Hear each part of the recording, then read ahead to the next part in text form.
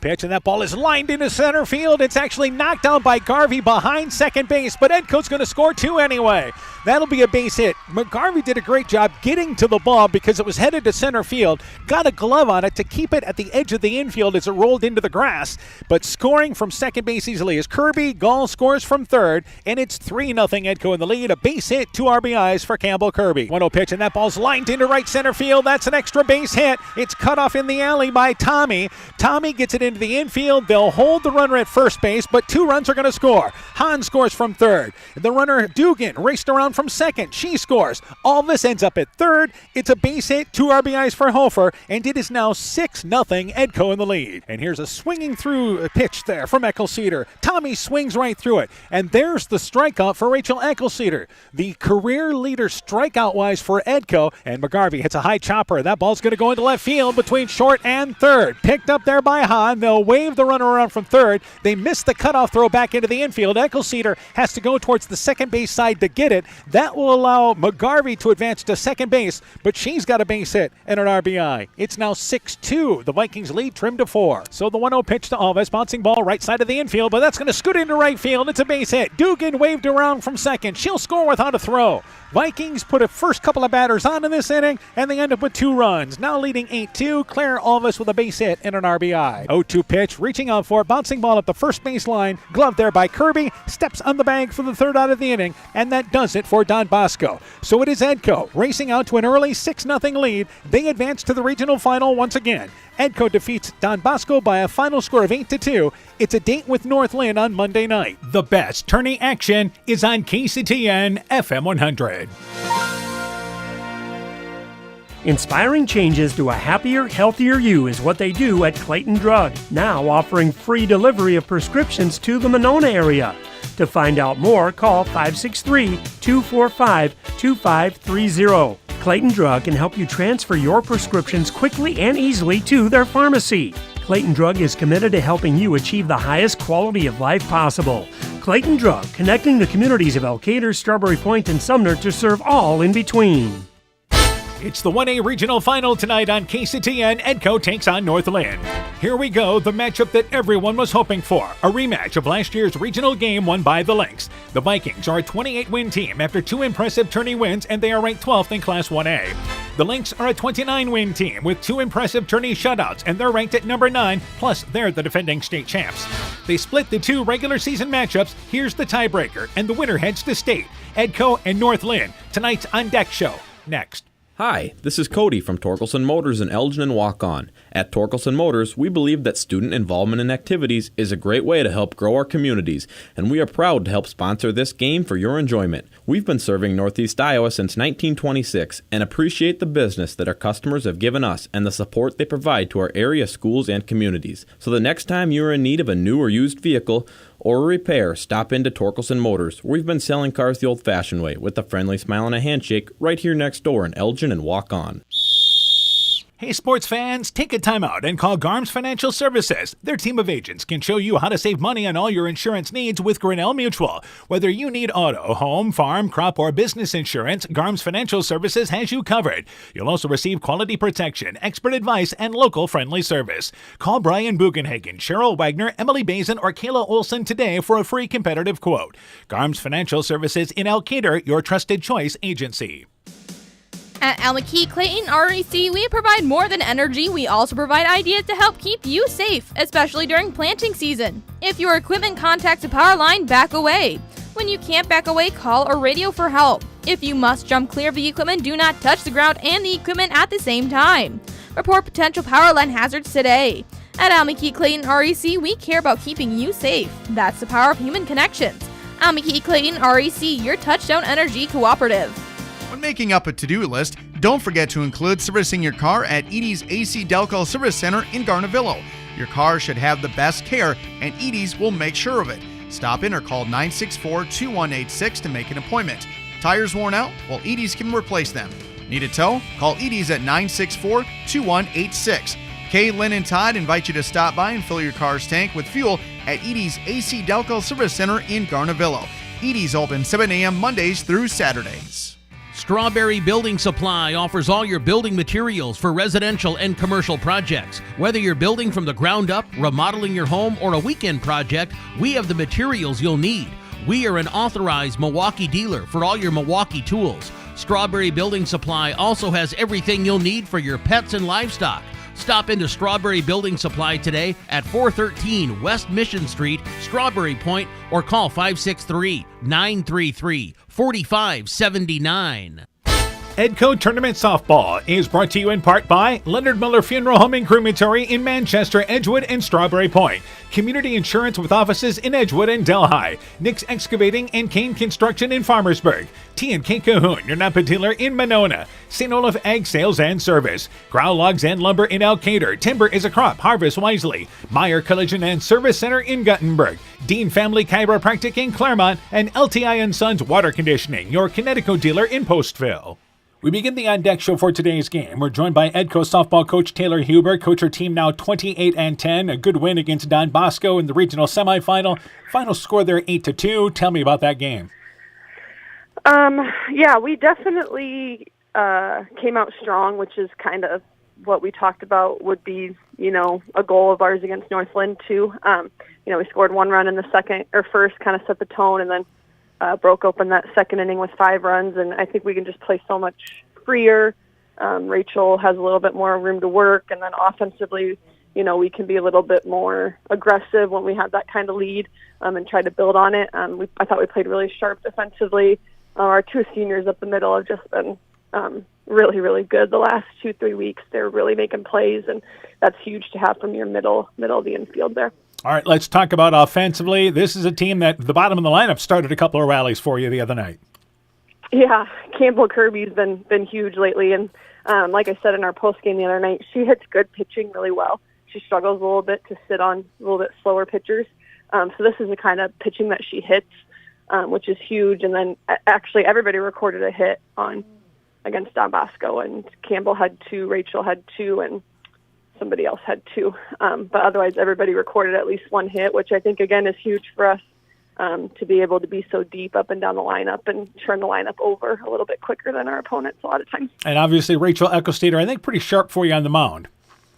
Yeah, she looked good. The ump had a little bit of a tight zone, so there was a little bit of frustration at times, but she battled through it. I mean, giving up only 2 runs, one of them was unearned against that team in this postseason.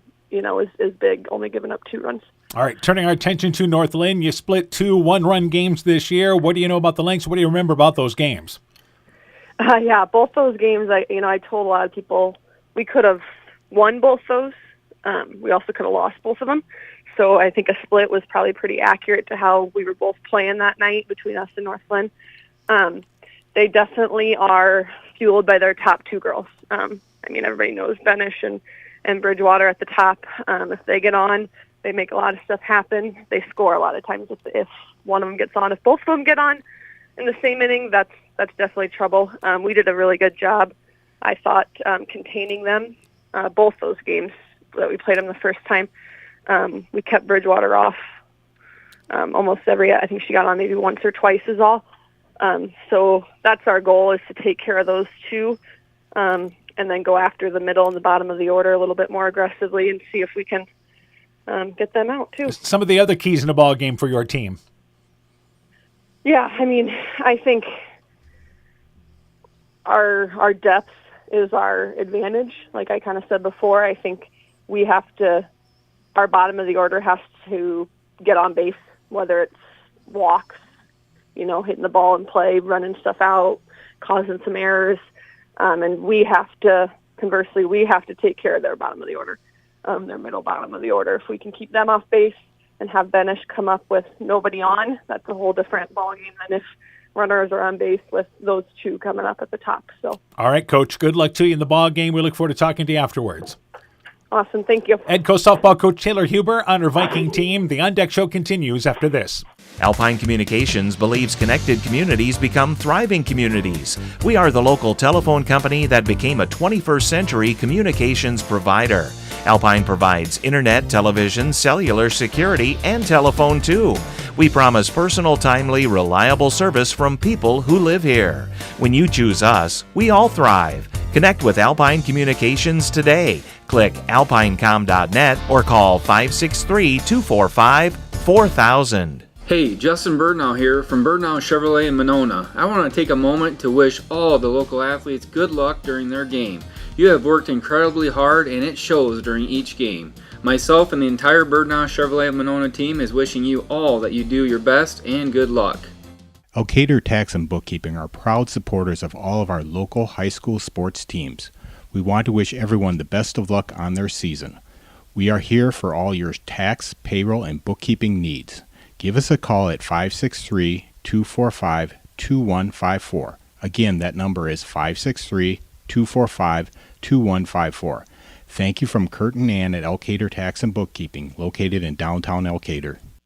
Epic Wear. Get personalized clothing for your school, your team, family, friends, business, or any event. Epic Wear has a huge range of customizable apparel, trophies, and awards, and they offer free design help or design your own apparel at getepicwear.com. And you can even set up a free web store for your fundraiser. Make sure to check out the selection of Bulldog Spirit Wear and Iowa-themed items at the Monona location. Epic Wear, located in downtown Monona and Waukon. Call 563-539-2300 to place your order today. TNT Power Sports sells and services all makes and models of UTVs and ATVs. We have a nice selection of clean used units available along with new units. Contact Brian, Sawyer, or Tracy for your next UTV or ATV purchase. To keep your UTV or ATV in top-notch condition for work or play, schedule your service work with Brian or Nathan by calling 563-245-1100 or stop into TNT Power Sports north of Elkader on Highway 13 for all your sales or service work. Scooters Coffee in Manchester offers a variety of coffees, smoothies, blenders, and breakfast food products served all day long. Scooters Coffee offers fast and friendly service, too. In a hurry? Use the Scooters Coffee app to order, pay, and earn rewards. Simply stop at the drive-thru window and pick up your order.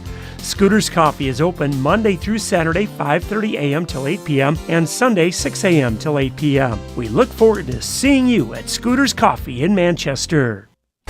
Edco Tournament Softball is brought to you in part by Lloyd Kelchin Grain in Edgewood, Citizen State Bank of Monticello, Hopkinton, Ryan, Manchester, Winthrop, Strawberry Point, Springville, and New Vienna, member FDIC and equal housing lender, Thompson Construction and Monona Overhead Door, TJ's Pizza in Monona and Claremont, Myers Auto Service in Monona, Clayton County Recycling of Monona, Culligan Water Conditioning in Elkader, Fisk Farm and Home in Monona, Cresco, and Decorah, and by KAR Auto Group.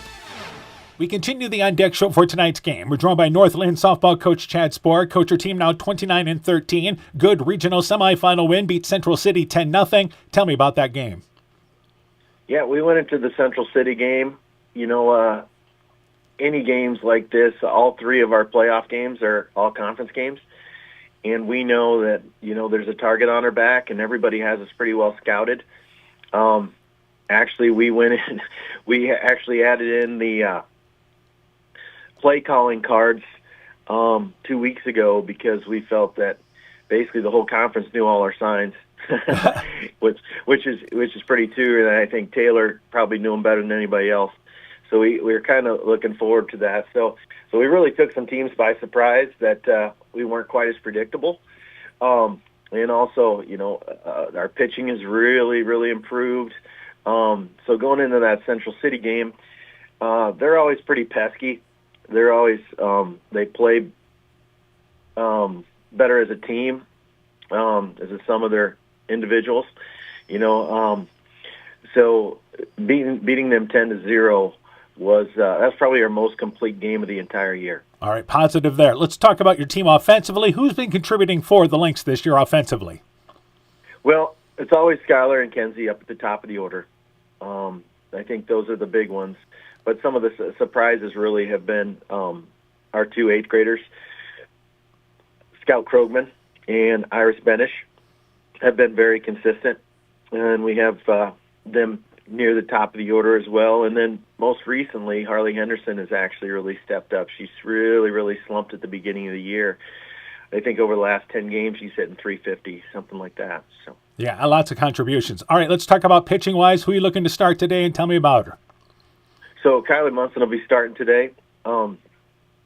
She has had she's really come on the second half of the year.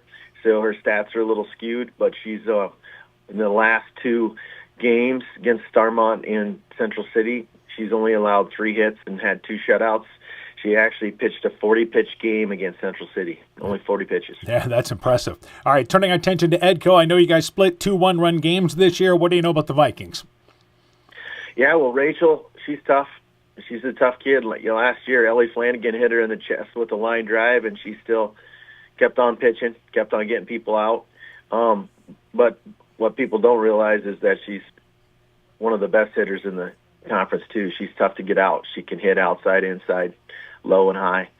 So she's got really good swing. They're pretty top-heavy. Alvis and Helmrich's tough kids to get out. Alvis, I think, is one that people don't notice very much, and she's really tough to get out. She hit the ball really hard against us in our games.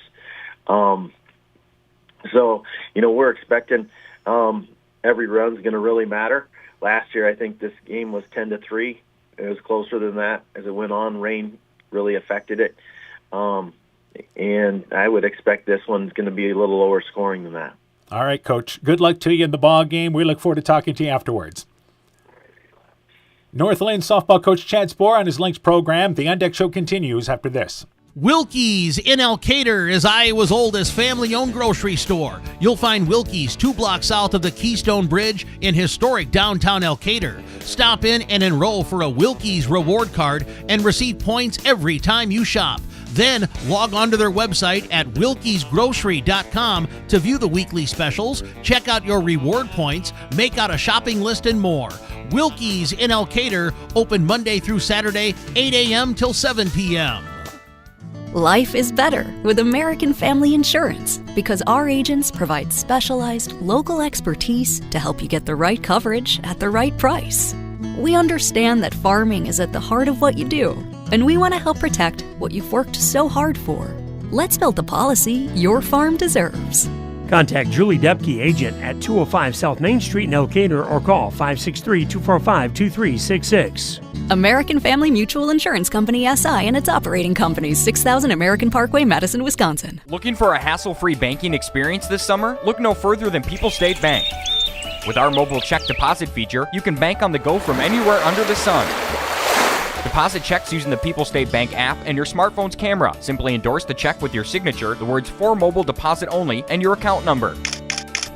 Deposit done in seconds, leaving you with more time to enjoy the sunshine. Experience the freedom of banking at your fingertips with People State Bank. Download our app today and make this summer one to remember. People State Bank, member FDIC. Brought to you by locally owned and operated NEAT, proudly providing high-quality internet, television, and telephone services at the speed of light to businesses and homes in Northeast Iowa. NEAT also provides computer and network services as well as business phone system sales and service. For more information, visit NEITEL.com or call 877-638-2122.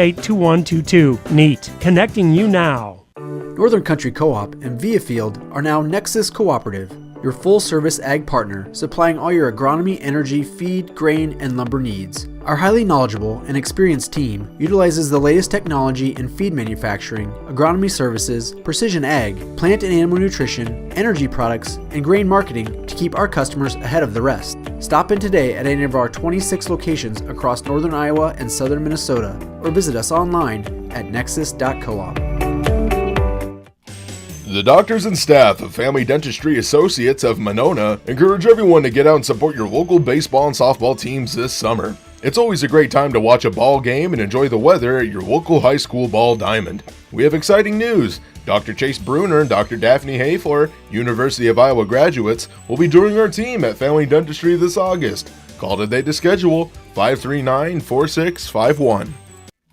Edco Tournament Softball is brought to you in part by Silver Edge Cooperative in Edgewood, Strawberry Point, and Delhi. Hill Country Convenience Store, Every's Auto and Tire in Colesburg. Farmers Savings Bank of Colesburg, Elkport Garber, Strawberry Point, and Arlington. Member FDIC. Bacon Concrete in Postville. Furniture Showcase in Allwine. Bruins and James Insurance, your Grinnell Mutual agent in Monona. Norby's Farm Fleet in Northeast Iowa. And Rivals Inc. Custom gear, screen printing, embroidery, and online shopping at rivalsinc.com. Good evening, everybody. How you doing? Dan Behrens along with Coach Mike Sass. Welcome to Troy Mills, North Linn High School, and a Class 1A regional final tonight. It is 9th-ranked North Linn and 12th-ranked Edco. It's the matchup we were hoping for, and we are getting tonight as I'm joined by Coach Mike Sass. Yeah, should be a great ball game. Two great teams going at it tonight. They met in the regional semifinal a year ago, a ball game in which North Linn won by a final score of 10-3, but that ball game much closer. North Linn, a little bit of a different team this year, and as far as still a winning program, they're 29-13 coming in, and as I mentioned, ranked in the top 10. They've been there all year. Edco 28-10. They feel like they certainly are a better team than a season ago. Yeah, I think Edco feels real good about their chances tonight. They've improved since last year. They want to get over this hump. The other thing is they split the two meetings this year. It was 2-1 and 5-4. North Linn won the first game 2-1. Edco the second game 5-4. Yeah, it just shows you how close these two teams are. Not only did they split, but they each scored 6 runs combined in those games. Let's talk about the pitchers in this ball game, and let's start with Edco, the visiting team. Rachel Eckelceder gets the start, 18-5 on the season, has thrown 151 innings, only allowed 102 hits, 32 unearned runs, walking 43, and striking out 235. So she's averaging well over a strikeout an inning. The ERA is 1.48, and obviously she's been very sharp in the postseason. Yeah, we've seen her a lot. Started pitching as an 8th grader, and she's just continues to improve, get better. She's a strikeout pitcher. She can throw it by you. She moves it around. She just does a great job. Yeah, Kylie Munson is the starting pitcher for North Linn, and she has just gotten better as the season went on. She did pitch last year against Edco in that regional semifinal. She has a record of 20-9, 162 innings pitched, has only allowed 133 hits, 57 earned runs, has walked 66, and struck out 131. Her ERA is 2.45, and of course this is a North Linn team that plays a pretty brutal schedule. Yeah, Munson's done a great job. Like you said, we saw her some last year. This is her first year as their number 1 pitcher, but they had a really, really good pitcher last year. But she got some experience, and she's kind of carried that over into this season. Both these teams can hit the ball. North Linn as a team batting .307, Edco as a team batting .356. Let's talk about some of their leaders. And it starts with Audrey Helmrichs batting .484 on the season, couple of home runs, 35 RBIs to lead the way. Yeah, she's their big power bat in that number 3 spot.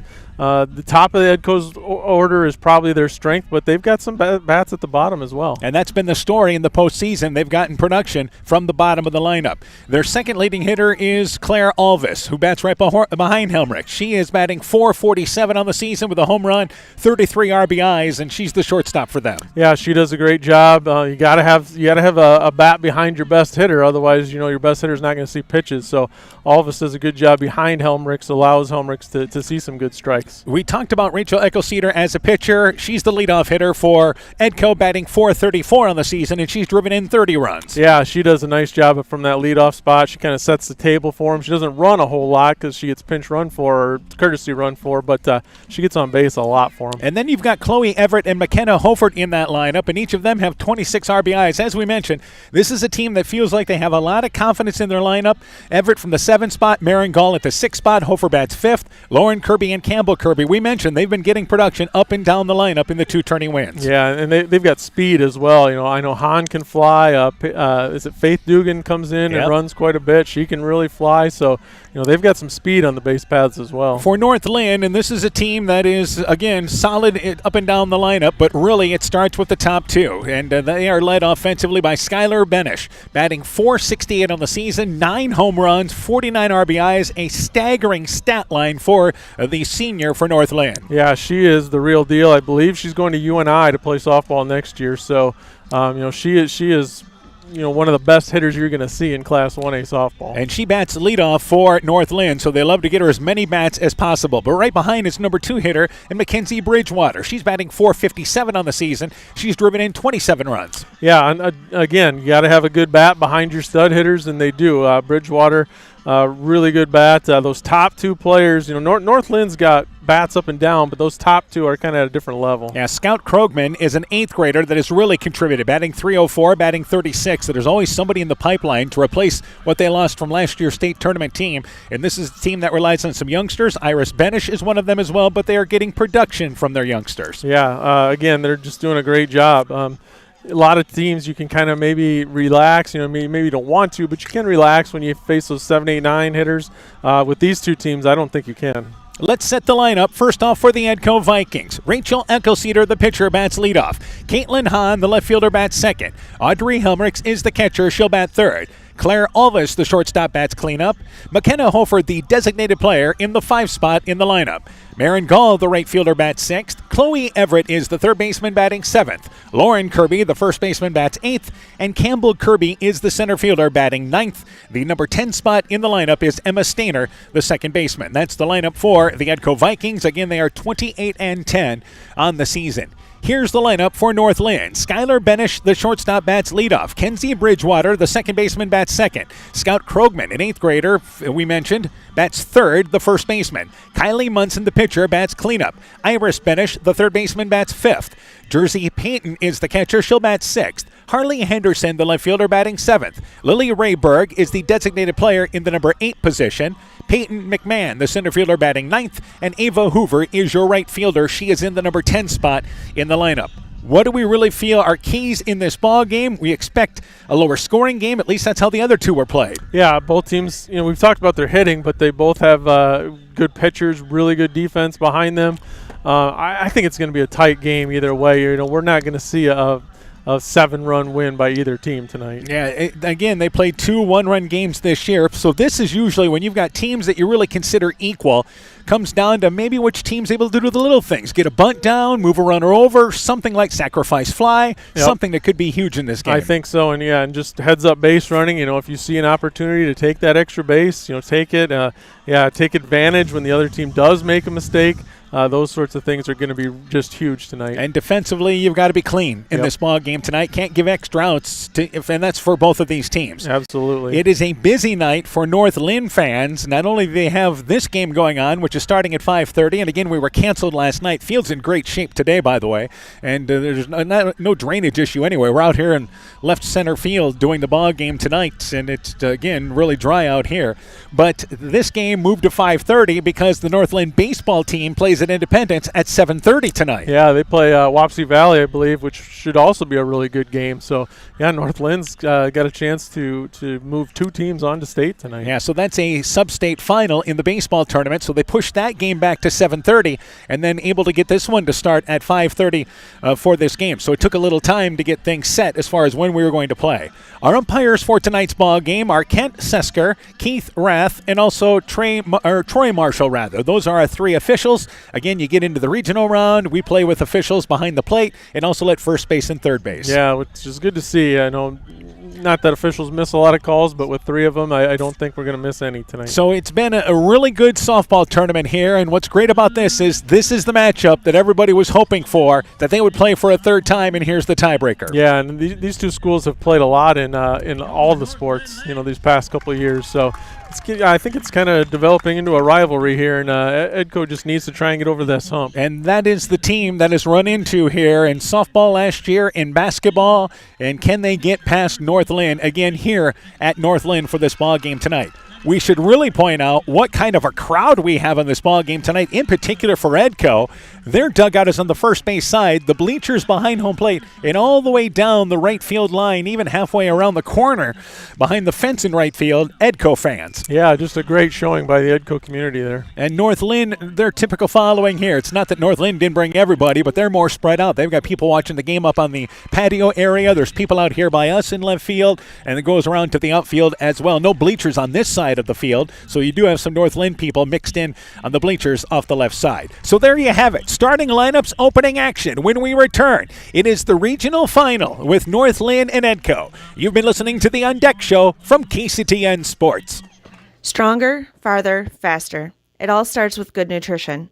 Clayton County Farm Bureau is proud of our livestock farmers who provide high-quality protein needed to fuel our young athletes.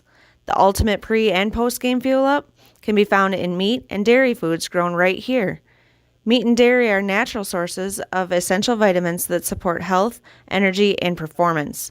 We know our student athletes are the real deal, and Iowa's livestock farmers are committed to helping them reach their goals. To learn more, visit Real Farmers, Real Food, RealMeat.com. When I started out in the car business, my dad gave me some good advice. Hi, it's Forrest Brown with the Browns family of dealerships. What my dad told me is when you sell someone their first car, you need a good sales department. But if you expect to sell them their second, third, and fourth car, you better have a great service department. Visit any one of the Browns family of dealerships in Guttenberg, Elkader, West Branch, or Victory Ford in Dyersville and find out why Browns is your hometown dealer, no matter where your hometown may be. The Woodland Eye Clinic in Elkader and West Union are proud sponsors of high school sports. We are committed to bringing our patients the highest level of total eye care with detailed one-on-one attention. Our offices offer the newest technology and equipment with a professional team of experienced staff that is committed to you. Call us today for your next total eye care appointment. The Woodland Eye Clinic in Elkader and West Union supports all of our local athletes taking the field or court this season. It's pretty unusual for a bank to be 100% employee-owned, and Freedom Bank wouldn't have it any other way. Employee-owned means we're not just your bank, we're your friends and neighbors. We value being active community partners, and we believe in donating generously to local causes. We empower success, not just for our customers, but for our communities as well. Visit Freedom Bank in Elkader, Monona, Postville, Walk-On, or online at freedombnk.com. Member FDIC. This is Chris Holbert, General Manager of Hall Roberts Son Incorporated in Postville. We would like to wish the area student athletes both a safe and successful sports season. We have been a community-based company since 1864, servicing and supporting the area ag industry with products necessary for daily success. We look forward to continuing to serve and support both the ag industry and high school athletes in our surrounding communities. Thank you and good luck from the families at Hall Roberts Son. Top Gun Customs knows that the insurance company wants you to do all the work for them. They want you to download the app, take the pictures, upload them, then they want you to accept the paltry check they think will repair your vehicle. No, no, no. Top Gun writes an accurate estimate, takes the photos, and explains the repair process to you.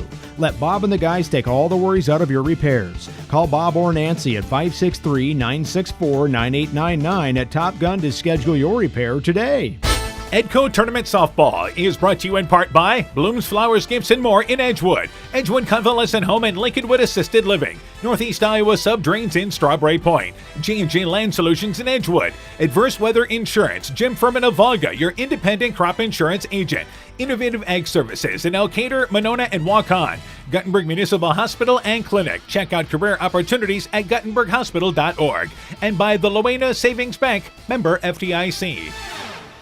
Ready to go here from North Linn. Kent Sesker, by the way, one of the umpires, is our home plate umpire tonight. Keith Rath and Troy Marshall are on the base paths. For the Lynx, wearing their maroon bottoms with the white stripe on the side, they got the white tops with Lynx in maroon. The Vikings wearing their black bottoms. They have the gray tops, the pinstripe tops, with Vikings in yellow across the front of their jerseys. Rachel Eckelceder, Caitlin Hahn, and Audrey Helmricks to lead things off here in the top of the first inning.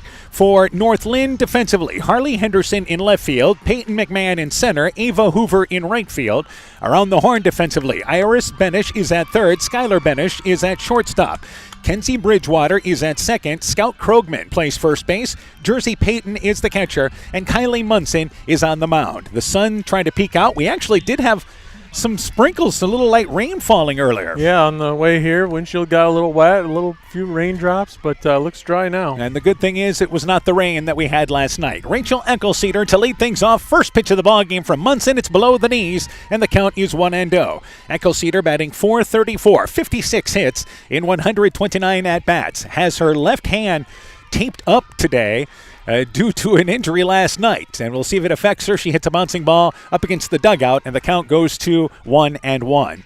Actually heard it on a fire truck last night as they were hitting, and There was the storm, and they had to get to the fire station. Yeah, taking shelter from the storm, and good thing it's her left hand, not her right. So that's the glove hand, but shows no signs. Just had a cut across the hand. So it's a ball and a strike. Munson's 1-1 pitch. It's a high pop-up, shallow right field. Second baseman going back in Bridgewater. She's called off by the right fielder Hoover, who drifts towards the line and makes the play for out number 1 as Eckelceder flies out to right field. Brings up Caitlin Hahn now, the left fielder. Hahn, a couple of hits in the ball game the other night, batting .357, 41 of 115 on the season. So Eckelceder and Hahn have been great table setters for the Edco lineup. Munson looks at her wrist to get a sign, and with one out, delivers the first pitch to Hahn, who squares to bunt, pulls things back. Northland comes crashing in at the corners, but she pulls things back on a pitch that was too low to bunt. The count is 1-0. Hahn really just kind of stabs at the ball when she tries to bunt. Yeah, she's got great speed, so it's a good way to get on for her. 1-0 pitch, takes it in the inside, and that pitch is a called strike, and we're evened up at 1-1.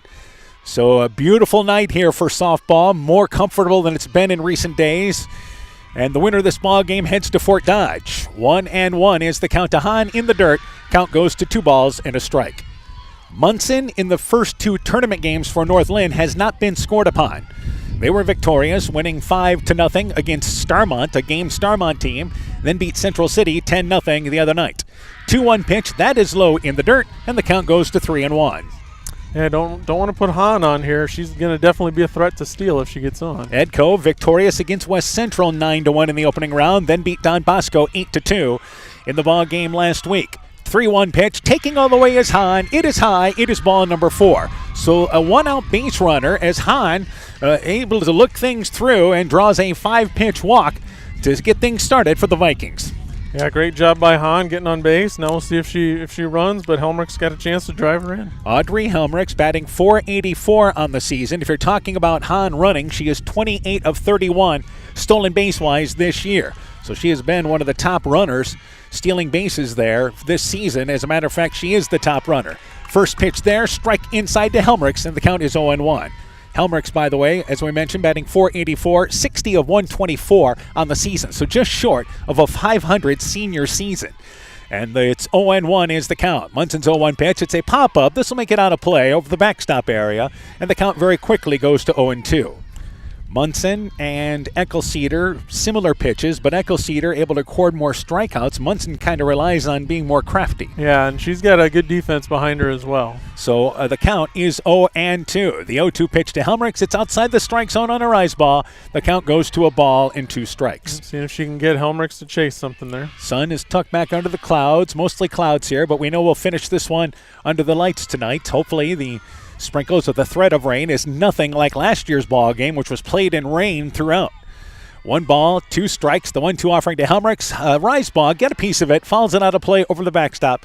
The count is 1-2. That seemed to affect both teams as the game went on last year. Yeah, that was tough conditions last year. It was tough conditions for us broadcasting. Yeah, we were broadcasting out of the back of the studio, but we've wised up after all these years, and we're below the canopy tonight. More in left field, towards left center field for this game. 2-2 pitch, 1-2 pitch rather, goes off the glove of the catcher in, once again, Peyton, and that will allow Hahn to advance to second base. So that'll go as a pass ball off the glove and a runner in scoring position for the Vikings. Yeah, Helmrich's is in a prime condition right now. She's got a runner in scoring position. This is what she wants. 2 balls and 2 strikes is now the count. So let's see if Edco can take advantage of the free base with a runner in scoring position with 1 out. Helmrich's battling, and here is Munson's 2-2 pitch, and that pitch called strike 3 on the outside. Caught the corner. Strikeout number 1 for Munson, and it's a big out number 2 here in the first. Yeah, huge out there, getting Edco's top RBI producer. Well, and Helmrich's has struck out all of 6 times this year. That's the 6th time she struck out. So think about that. In 124 at-bats, only striking out 6 times. Yeah, pretty rare. Claire Alvis up to bat, batting .447, 51 of 114 on the season, but now 2 outs with Hahn at second base. And that pitch is a rise ball, sails out of the strike zone high. The count is 1-0. The other thing we mentioned about Munson is the walk's a little higher that she's thrown this year. So 66 walks that she has allowed in this season.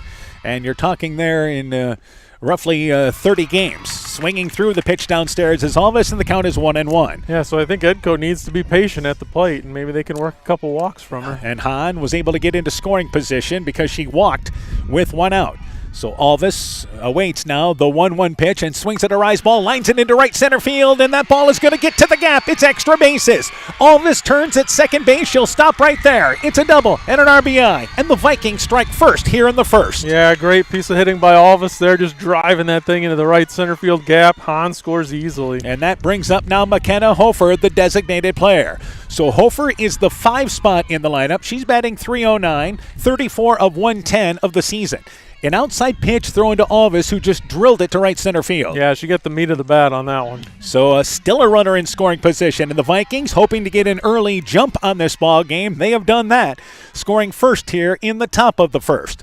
So still Alvis, good speed at second base, and McKenna Hofer now up to bat. First pitch to Hofer, pitched right at the strike zone there, right at the waist, in the inside corner. Called for a strike, the count is 0-1.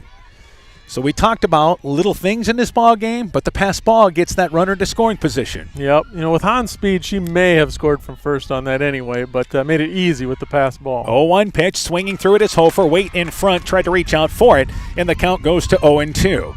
So 2 outs there. Alvis at first base, one of the seniors for Edco, and they've been through quite a few games their last 5 years.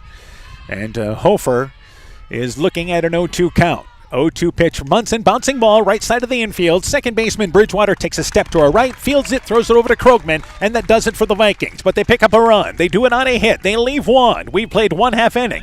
Edco 1, North Linn coming to bat. We are happy to announce we are once again performing cataract surgery right here at home. This is Jessica Jones, surgery supervisor. We welcome Dr. Cancel from Gunderson, who performs this surgery monthly at our local surgery suite and holds consultations at Gunderson Eye Clinic, Waukon. Dr. Cancel is a wonderful addition to our surgery team, and we're so happy he's here. Call us today for more information.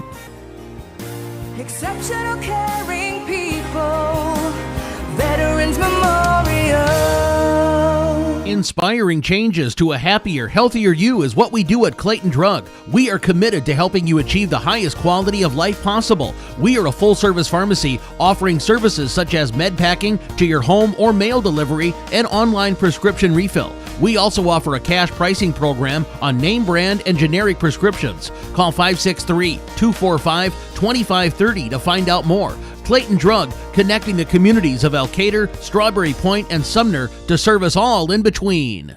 Bottom of the first inning for North Linn. Skylar Benich, Kinsey Bridgewater, Scout Krogman to lead things off here in the bottom of the first inning against Rachel Eccleseder and the Edco Lady Vikings.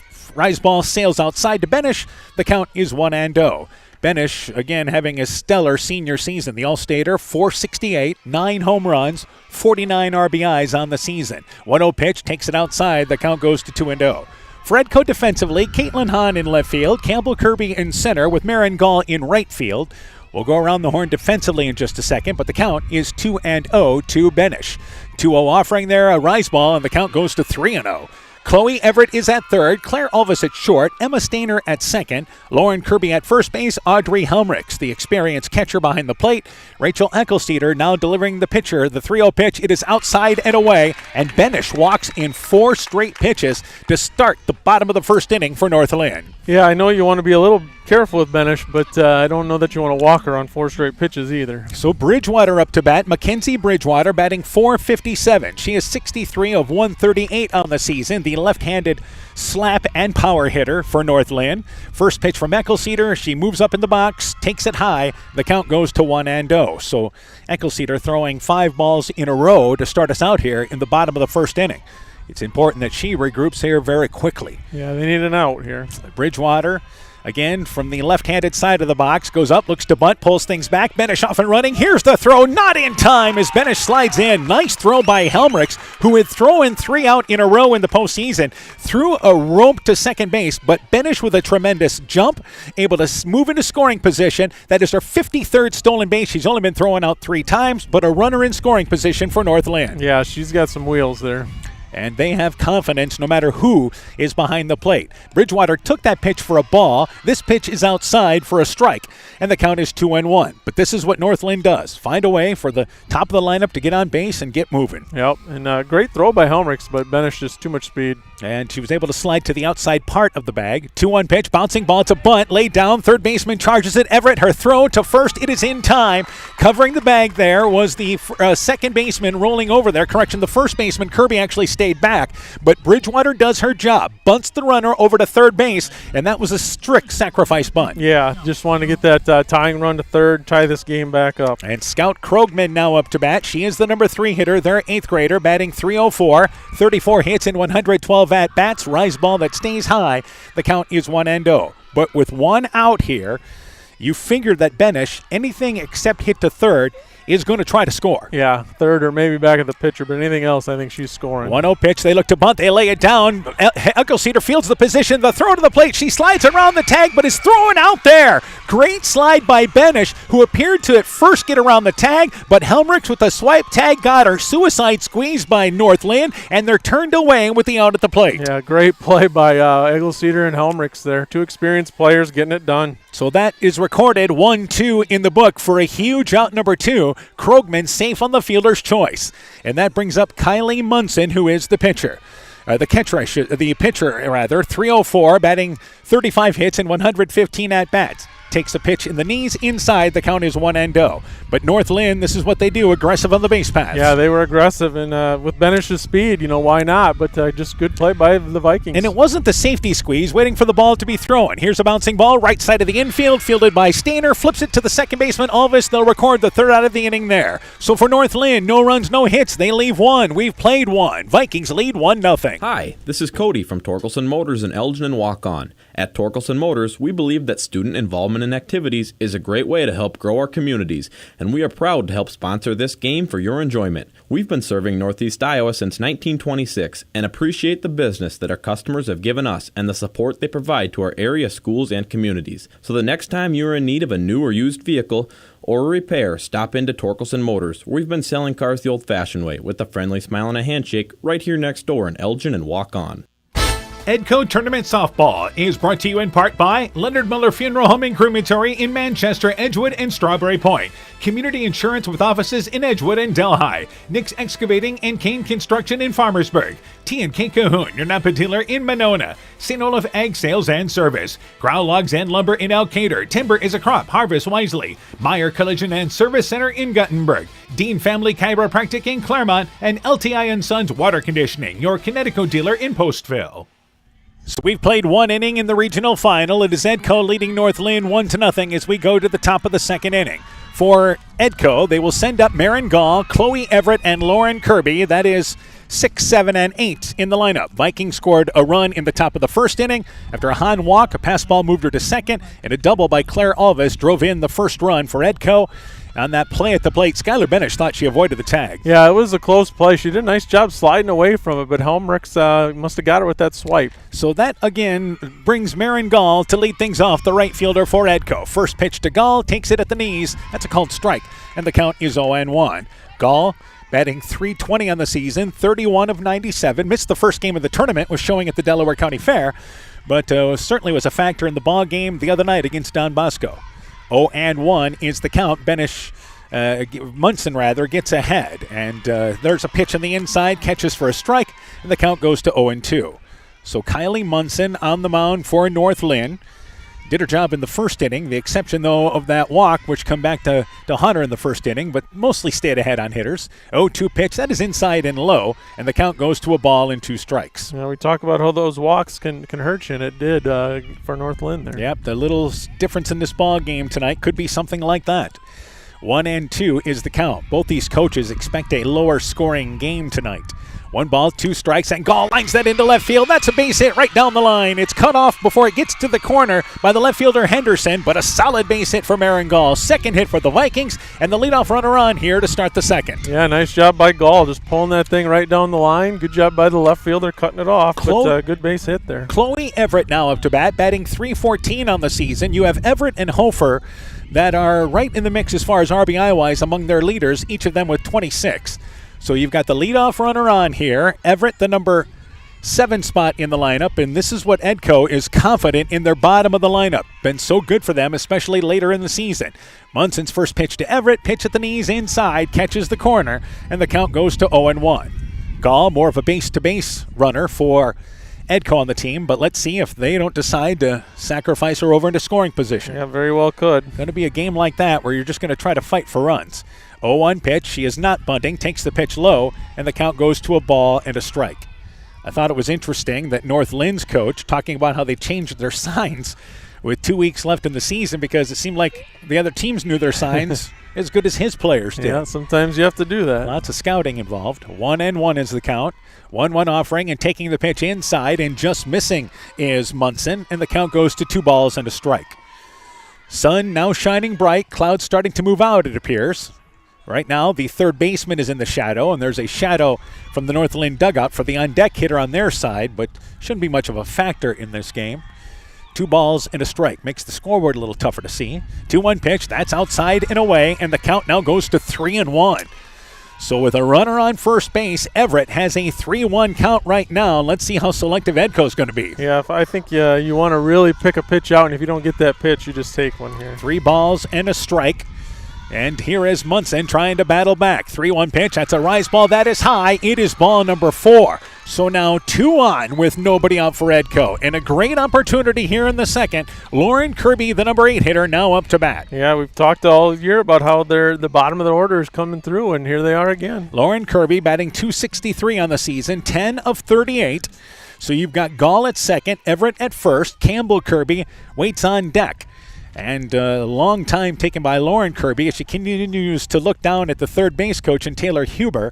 And let's see what they do here. Edco may decide to see if they can't move 2 into scoring position. Yeah, they may do that.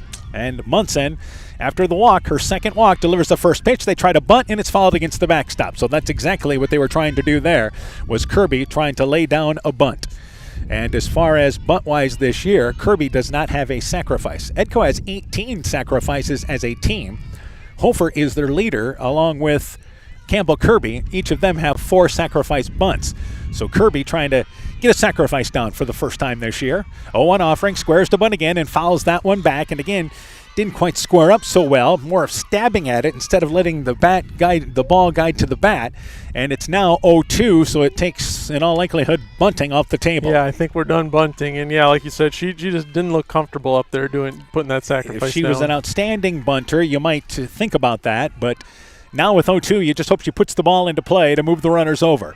So nobody out. Munson can help herself out with a K. 0-2 offering, and that's a line drive, and that's going to go into center field. It's a base hit. Quickly brought in by McMahon. Gall has to stay at third as that ball quickly brought into the infield, and the base is loaded for Edco here. They've done it with 2 hits and a walk, and there is nobody out here in the second. Yeah, Edco's really got something brewing here. Nice job of hitting there by Kirby, putting it right back up the middle. Campbell Kirby up to bat, batting .258 on the season, 24 of 93 on the year.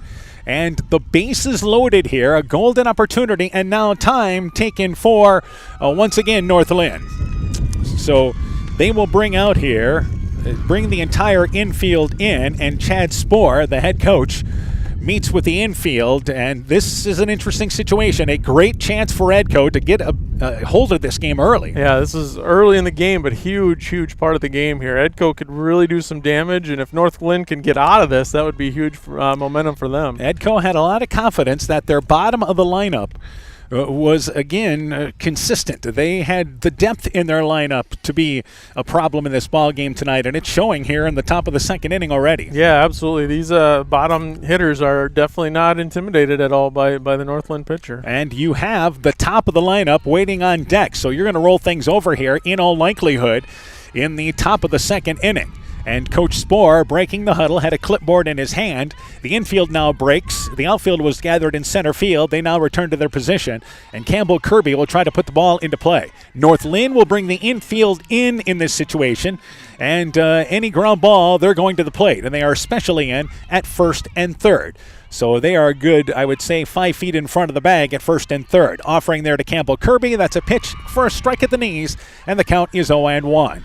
So Gall's at third, Everett at second, Kirby is at first base with nobody out here in the second inning. Munson gets the sign from her catcher Peyton and back onto the mound.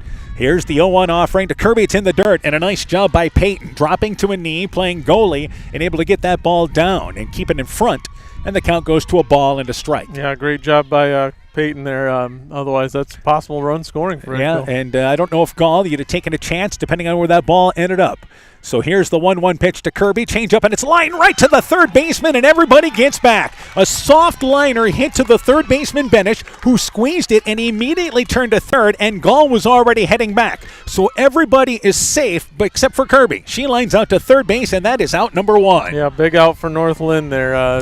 Getting it out without anyone moving, that's huge for them. Rachel Eckelceder up to bat, who flew out to right field to start this ball game. But it's always a nice luxury when you get to the second inning and your leadoff hitter's up for the second time in this game.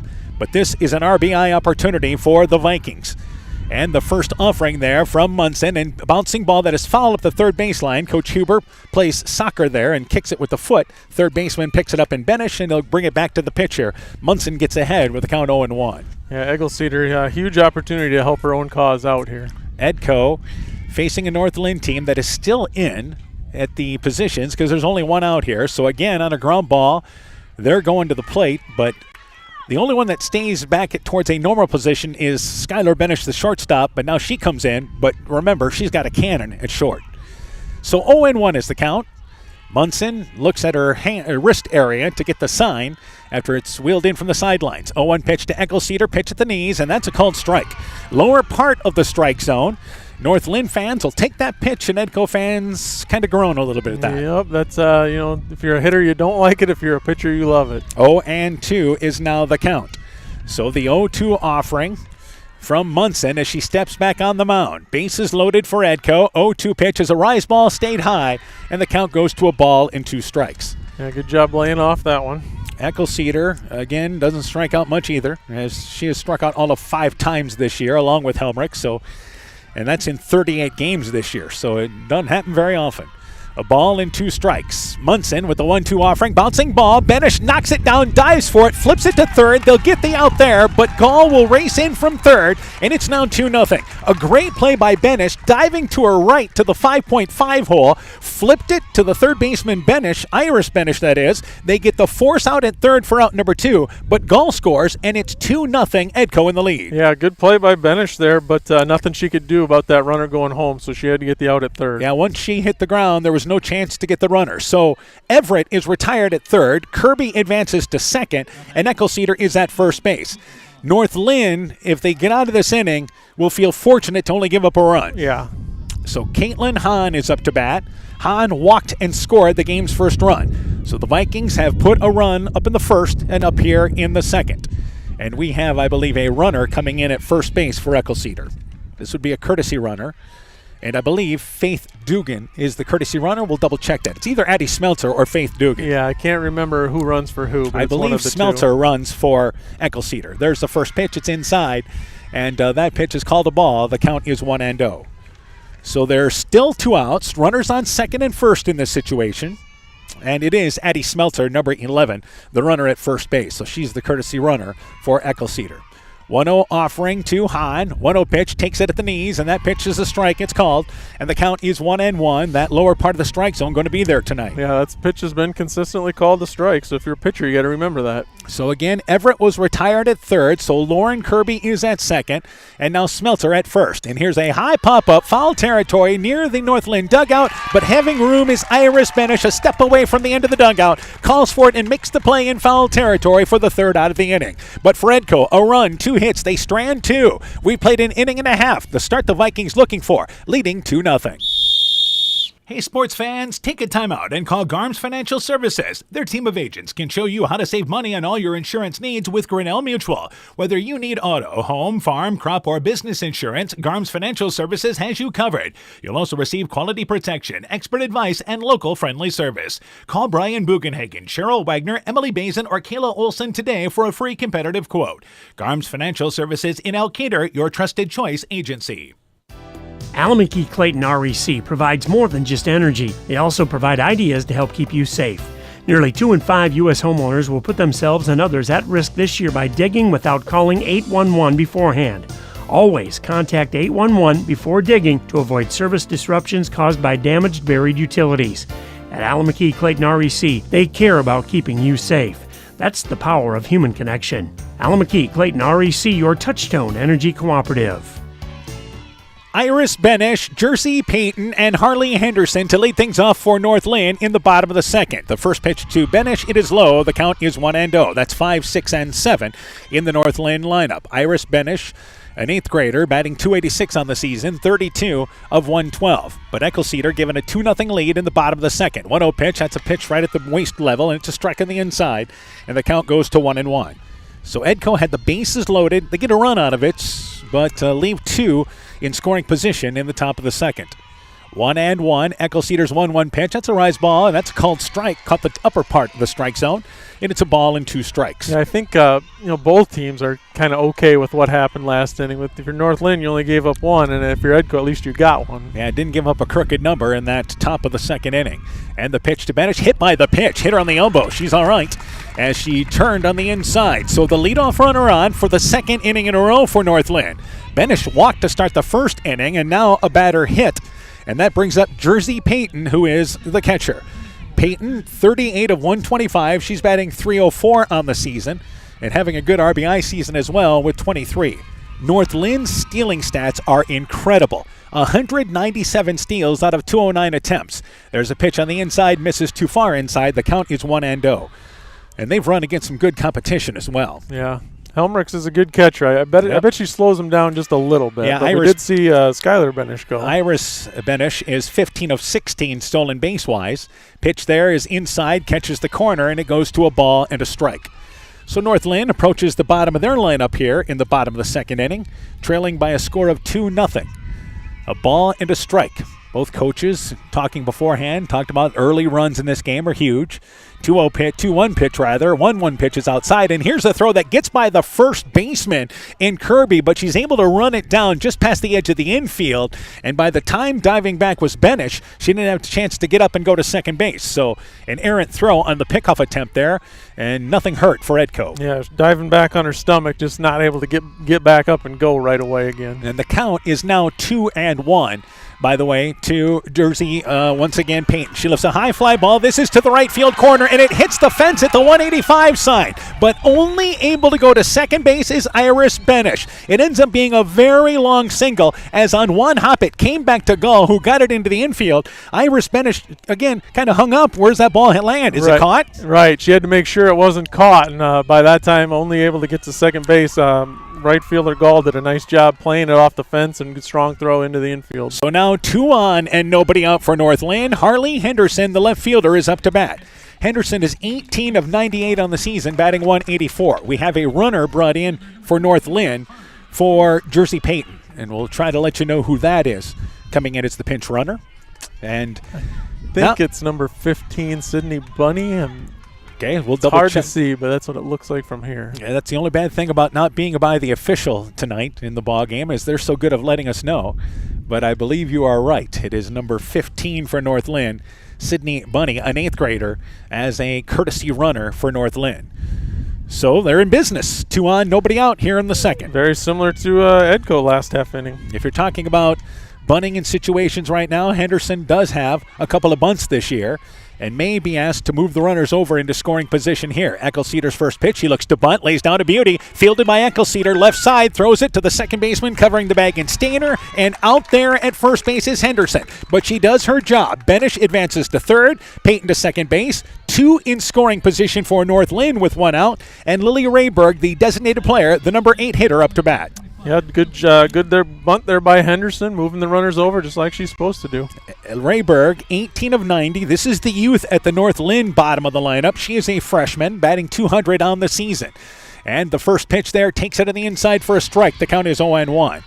So the bottom of the lineup, trying to manufacture something for North Linn here in the bottom of the second. And we talk about Eckelceder being a strikeout pitcher. Right now, 1 would be huge for her. Edco in at the corners. Normal depth in the middle of the infield. 0-1 pitch, inside for a called strike. Rayberg kind of turned at it, gave it a look, but did not go after it.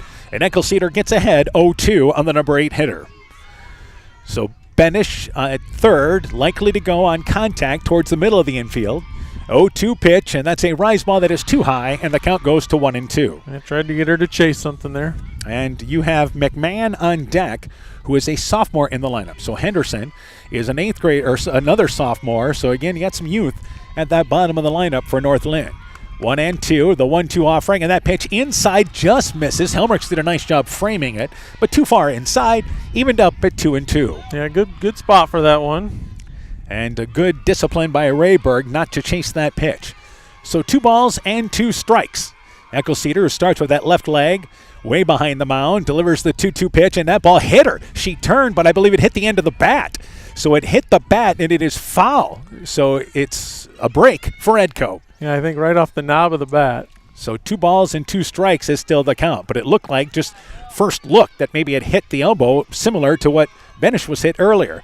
But it's a foul ball, and the count is 2 balls and 2 strikes. 2-2 pitch, takes it inside, called strike 3, caught looking. Strikeout number 1 for Eckelceder, and a big out number 2 here in the second. Yeah, huge strikeout there by Eckelceder. Now they got 2 outs. If they can get the 9 batter, they can get out of this with no harm done. Peyton McMahon up to bat, batting .238 on the season. McMahon 24 of 101 on the season. A left-handed slap hitter there for North Linn, the number 9 spot in the lineup. So 2 reached with nobody out. Now there's 2 on with 1 out. Here's a bouncing ball. 1 hopper right back to the mound. Eckelceder fields it, turns, fires to the first baseman Kirby, and North Linn threatens, but they're turned away. No runs, a hit. They leave 2. We've played 2. 2-0. Vikings in the lead. When making up a to-do list, don't forget to include servicing your car at Edie's AC Delco Service Center in Garnavillo. Your car should have the best care, and Edie's will make sure of it. Stop in or call 964-2186 to make an appointment. Tires worn out? Well, Edie's can replace them. Need a tow? Call Edie's at 964-2186. Kay, Lynn, and Todd invite you to stop by and fill your car's tank with fuel at Edie's AC Delco Service Center in Garnavillo. Edie's open 7 a.m. Mondays through Saturdays. Edco Tournament Softball is brought to you in part by Lloyd Kelchin Grain in Edgewood, Citizen State Bank of Monticello, Hopkinton, Ryan, Manchester, Winthrop, Strawberry Point, Springville, and New Vienna, member FDIC and Equal Housing Lender, Thompson Construction and Monona Overhead Door, TJ's Pizza in Monona and Claremont, Myers Auto Service in Monona, Clayton County Recycling of Monona, Culligan Water Conditioning in Elkader, Fisk Farm and Home in Monona, Cresco, and Decorah, and by KAR Auto Group. Now in the top of the 3rd inning, Edco leads 2-0. Audrey Helmrichs, Claire Alvis, McKenna Hofer, 3, 4, and 5 to lead things off for the Vikings here in the top of inning number 3. A run in each inning so far for Edco. North Linn has threatened twice and out at the plate, and they left runners on 2nd and 3rd in the 2nd inning. Audrey Helmrichs leads things off, lines that ball down the left field line. That's a fair ball, cut off right along the line by Henderson, who quickly gets it back in. That is the 4th hit for the Vikings, and the leadoff runner on here in the 3rd. Yeah, she really roped that one down the line. Iris Benish playing pretty tight to the line, and that ball got right by her. And just inside the bag, down the 3rd base line, Faith Dugan will now come in. She has been the designated runner, the courtesy runner for the catcher much of this year. So Faith Dugan, I believe, number 7, is running out there for Edco. And I always like to pass along Dugan's stats. She has 18 at-bats, but has scored 39 runs this year. And she is a threat to go for Edco. We mentioned that North Linn has 190-some stolen bases, 197. Edco runs 2. They have 93 stolen bases out of 101 attempts. Claire Alvis drove in a run in the 1st inning. She's up to bat for the Vikings, doubled in that run. And the leadoff runner on once again here to start the 3rd. First offering from Munson, pitch in the knees inside, and a called strike. The count is 0-1.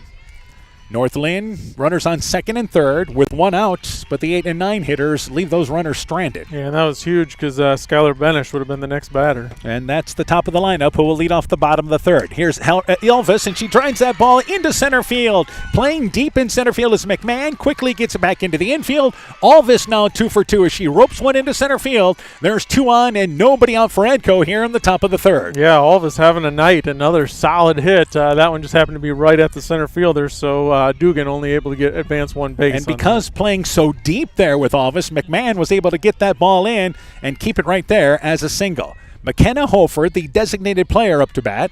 Hofer is 0 for 1, bounced out to 2nd base. So runners on 2nd and 1st here for Edco. Let's see if Hofer, who bounced out to 2nd her last at-bat, looks to bunt, and she squares. Lays it down to the 3rd base line. It is gloved by Benish in foul territory, not too far away from home plate. and it is 0-1. If you're talking about as far as bunting this year, Hofer, as we mentioned, has 4 sacrifices. So she's been able to move runners over from time to time this year. Yeah, it'd be important for her to get one down here. And look to give herself up to move the runners into scoring position. 0-1 is the count. She squares to bunt again, lays it up the third baseline. Glove there in fair territory, immediately by Iris Benish, who throws a rocket to Krogman, who stayed back at first. The out recorded there, but Hofer does her job. Dugan advances to third. Alvis to second base. There's 2 in scoring position now here for Edco. And by the way, it is actually Addie Smeltzer who is running on the base paths. Smeltzer, number 11, is running for, once again, the catcher. So Dugan must have been running for Eggleston. It was the opposite way the other game, wasn't it? I think, yeah, I guess I can't remember for sure. Marin Gall up to bat. Gall singled and scored in the second inning, 2 in scoring position, but pops it up. Catcher gives it a look there, and Peyton goes to the Edco dugout, but it'll make it out of play, and the count goes to 0-1. So North Linn, 3rd inning in a row. There has been Vikings on the base paths, and they have 2 in scoring position here. Had the bases loaded last inning with nobody out and manufactured a run. So Edco doing a good job putting the ball into play in this game with 5 hits so far. 0-1 pitch, it's a rise ball away, and the count goes to a ball and a strike. So we've played 2 1/3 innings, and Edco has 5 hits. Yeah, they're doing a nice job hitting the ball. And if you look at their lineup already, they have had 7 of the 9 already reach base in this ball game. So here's the 1-1 pitch to Gall. She lifts a high fly ball. This is to deep center field, and going back about 10 feet in front of the track is going to be, once again, McMahon, who makes the play, throws it into the infield. The runner holds at second, but tagging from third and scoring is Smeltzer. So it's a run in each of the first 3 innings. Sacrifice fly RBI by Marin Gall, and it's 3-0 Edco in the lead. Yeah, that's just really good softball there by Edco. You get the sacrifice bunt down to move the runners to second, third, then a sacrifice fly to get that run in. And McMahon playing deep in center field, so there was no concern about that ball going over her head because that was hit hard by Gall. Yeah, and easy tag there too, being the ball so deep. So Chloe Everett up to bat, still a runner in scoring position for Edco, and that is Alvis at second base. Everett walked last inning. So 3-0, Edco here, the early lead. First pitch there, and it's a pop-up. First base side, giving chase is going to be Krogman. Krogman runs out of room as that is just past the edge of the infield, out of play, and the count is 0-1. Edco aggressive at the plate in this game. Yeah, they're really taking good cuts and putting the ball in play, hitting the ball hard. 0-1 is the count as Munson works to Everett here. And again, 2 outs. 0-1 pitch, and it's a pop-up. This is playable. Shortstop goes back there in Skylar Benish. Called off now, and diving in and dropping the ball late is Henderson. It's going to be an error. Alvis, right off the jump of the bat, was on the run. She scores from second base on the air, and it's 4-0 Edco in the lead. That's a big mistake there for North Linn. Kind of a gift run for the Edco right there. And Henderson came in late. It looked like Benish was going to camp underneath it, but it did get to the outfield, and then the left fielder Henderson had to dive late, and it goes off the glove. So a 2-out base runner and a break for the Vikings. They've put up 2 runs here and lead 4-0 in the third. Yeah, that run could end up being huge in this game. So now up to bat is Lauren Kirby, who singled back in the first inning. And the offering to Kirby, and that pitch is a strike on the outside. The count is 0-1.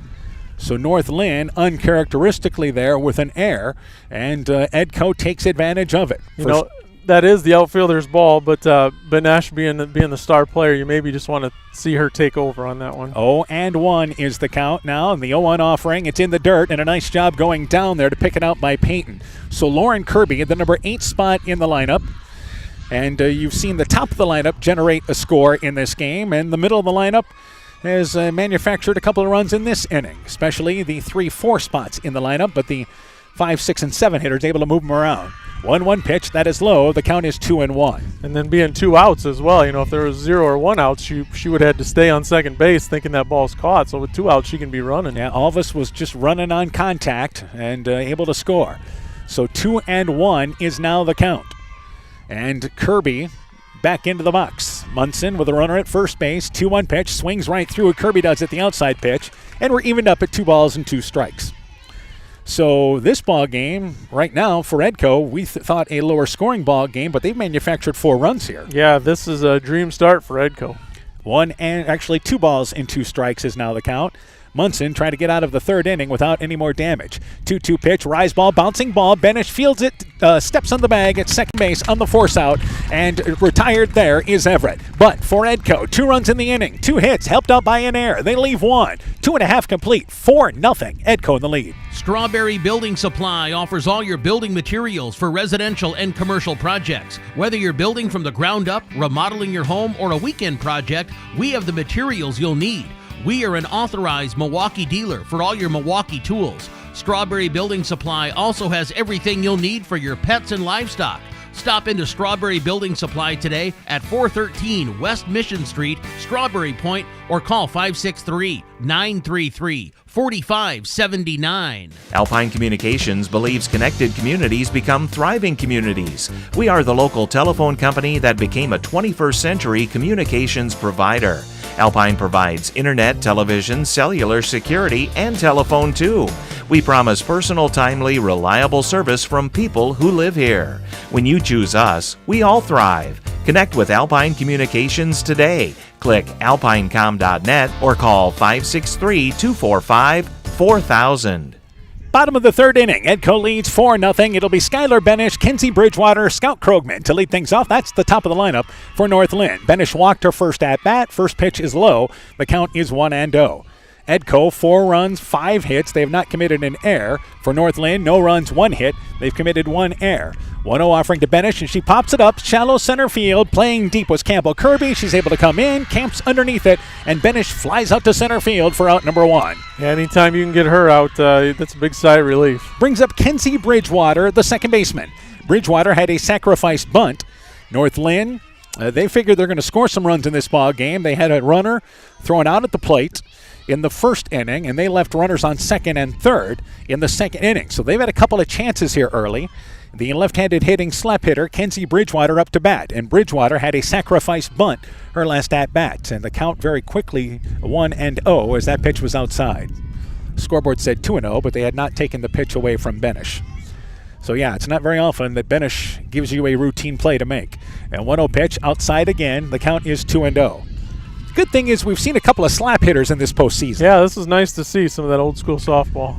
And the count is 2-0. Bridgewater, very experienced slap hitter for North Linn. 2-0 pitch, takes it outside. That's a call. Nope, it's a ball. Too far outside. Our umpire actually raised the hand for the clicker. And the count goes to 3-0. So this is a case that Bridgewater would certainly be a threat to run as well should she reach the base paths. She's 44 of 47, taken all the way, bluffs the bunt. There's a pitch. It's a called strike. And that pitch, just the top part of the strike zone it caught, and it's 3 balls and a strike. So 3-1, 1 out here in the bottom of the third inning. Neither team yet to have a 1-2-3 inning. 3-1 pitch. It is high. She held back. It is ball number 4. Bridgewater wanted to turn, but that's the second walk issued by Eccleseder, and you've got a 1-out base runner for North Linn here in the third. Yeah, and like you said, good speed. We'll see if she goes. Hallmark's with a good arm, but we'll see what happens here. This is the case that if you're North Linn, you need to start coming up positive in some of these situations. Got to score a run here to get right back into the ball game. Scout Krogman up to bat. First pitch inside at the knees. It's a strike. The count is 0-1. Yeah, the way Edco's hitting the ball, you're going to need a run or two here just to feel like you can come back at some point in the game. Yeah, try to get some runs to battle back. 0-1 pitch. Here's a bouncing ball. Shortstop Alvis fields it. She'll go across the diamond and throw to first. It's high, but able to hang on to the bag is Kirby. Bridgewater advances to second, and Alvis knew exactly where she was going right away. That is a ground ball and a correction. They say safe at first base. That the first baseman, Kirby, had the leg pulled off the bag, as it turns out. It was a high throw. Safe at first base. There's 2 on, and an air charged on that play for Edco. Yeah, that could be huge. That should have been a routine out there. And it looked like the throw was high to Kirby, but it looked like she was able to keep the foot on the bag, but our base umpire right on top of it. And now time taken as our umpires are going to get together and have a conversation. I think this is from Coach Huber. She's got a question about this. I thought, we're a long ways away, so it's hard for us to see. But I thought if she did come off, she came right back down on the base, but maybe she didn't. So our umpires are talking. Meanwhile, Edco has gotten together in the center circle with their infield to have a conversation. And Coach Huber stays in the dugout for now, but our umpires continue to have a conversation. A group of our 3 umpires. Again, our home plate umpire is Kent Sesker with Keith Rath and Troy Marshall on the base paths.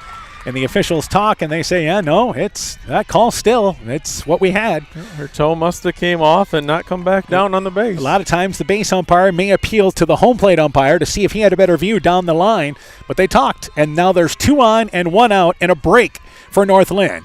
Kylie Munson, the pitcher, is up to bat. She hit into a fielder's choice. Pitch is low, and the count is 1-0, and a nice move by Helmrichs, reaching over to her left to scoop that ball off the dirt, and the count goes to 1-0. Yeah, good scoop there by Helmrichs. And, if you're North Linn, you got to take advantage of this. Well, you've got 2 on, and you don't have a hit in this inning. You've got a walk and then an error. 1-0 is the count to Munson. 1-0 pitch, takes it at the knees, and that pitch misses too far inside, and the count goes to 2-0. So it's an interesting ball game, and North Linn trailing 4-0 here in the bottom of the third has 2 on with 1 out. And that was the top hitter being retired to start the inning, and Skylar Benish. There's a 2-0 pitch, taking all the way is Munson, catches the inside corner. It's a strike, and the count goes to 2-1. Yeah, you get Skylar Benish on an easy fly. You think, all right, this is a good inning, but hasn't gone that way so far. As we mentioned, neither team has had a 1-2-3 inning, and this is what we kind of expected. Both teams fighting. 2-1 pitch, it is high, and the count goes to 3-1. So that pitch upstairs, and Munson, as we mentioned, a pretty good hitter. Munson batting over 300 on the season, but has over 33 RBIs. So she's the cleanup hitter for North Linn. 3-1 pitch, bouncing ball. Third baseman charges it. That is Everett. Makes the throw. It pulls the first baseman off the bag, and safe at first base is going to be Munson. Having to come off the bag up the line was Kirby, who caught the ball to at least keep it in the infield. But the base is now loaded for North Linn. Back-to-back errors by the Vikings, and suddenly North Linn in business with 1 out. Yeah, just that one, she was definitely off the base. I thought she might try and tag her, but maybe she was too far off to even get the tag on there. So Iris Benish is up to bat, the number 5 hitter, and this is where you start to get some youth. She's an 8th grader who was hit by a pitch her last at-bat. North Linn, which left 2 in scoring position in the second inning, has the bases loaded here in the bottom of the third and 1 out in the 5 spot in the lineup, and they've done it without a hit. Yeah, walk and 2 errors. Edco's really got to clean it up here. And a heads-up timeout taken by Coach Taylor Huber, and this is a confidence talk at the mound. Yeah, just calm everyone down. You know, you're still going to have a 4-run lead. Maybe Rachel Eggleseder can get a strikeout here. That would be huge. But get an out somewhere somehow. And this might be a case of you even exchange, if you can, an out for a run. I think absolutely you would. Yeah. You want to keep North Linn out of a big inning if possible. So Iris Benish is up to bat.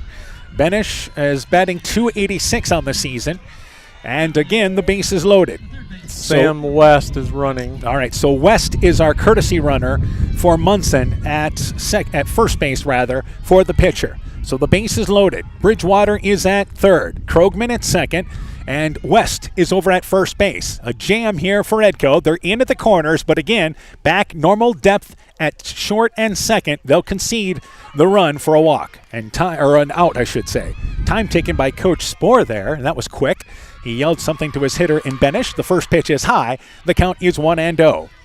So a big opportunity here for North Linn, trailing in the bottom of the third inning. They have only 1 hit so far, and the base is loaded here with 1 out. Eckelceder's pitch is inside. Dancing out of the way is Benish, and the count goes to 2-0. Eckelceder will have to come back. Yeah, she's had a little trouble finding the strike zone this inning. Even though she's a youngster, Benish has had a solid season for North Linn, and the confidence they have in her, batting 5th in the lineup. 2-0 pitch, takes it inside, and the count goes to 2-1 as she gets a delayed strike on the inside.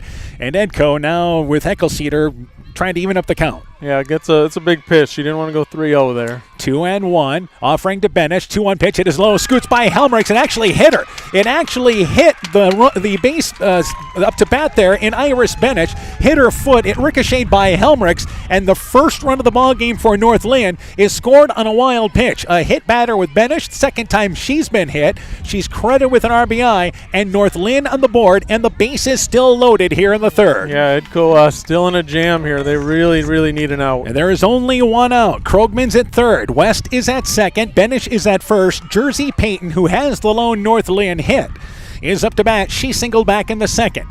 So they've scored a run, and the base is loaded without a hit here in the third. First pitch to Payton, takes it for a strike. The count is 0-1.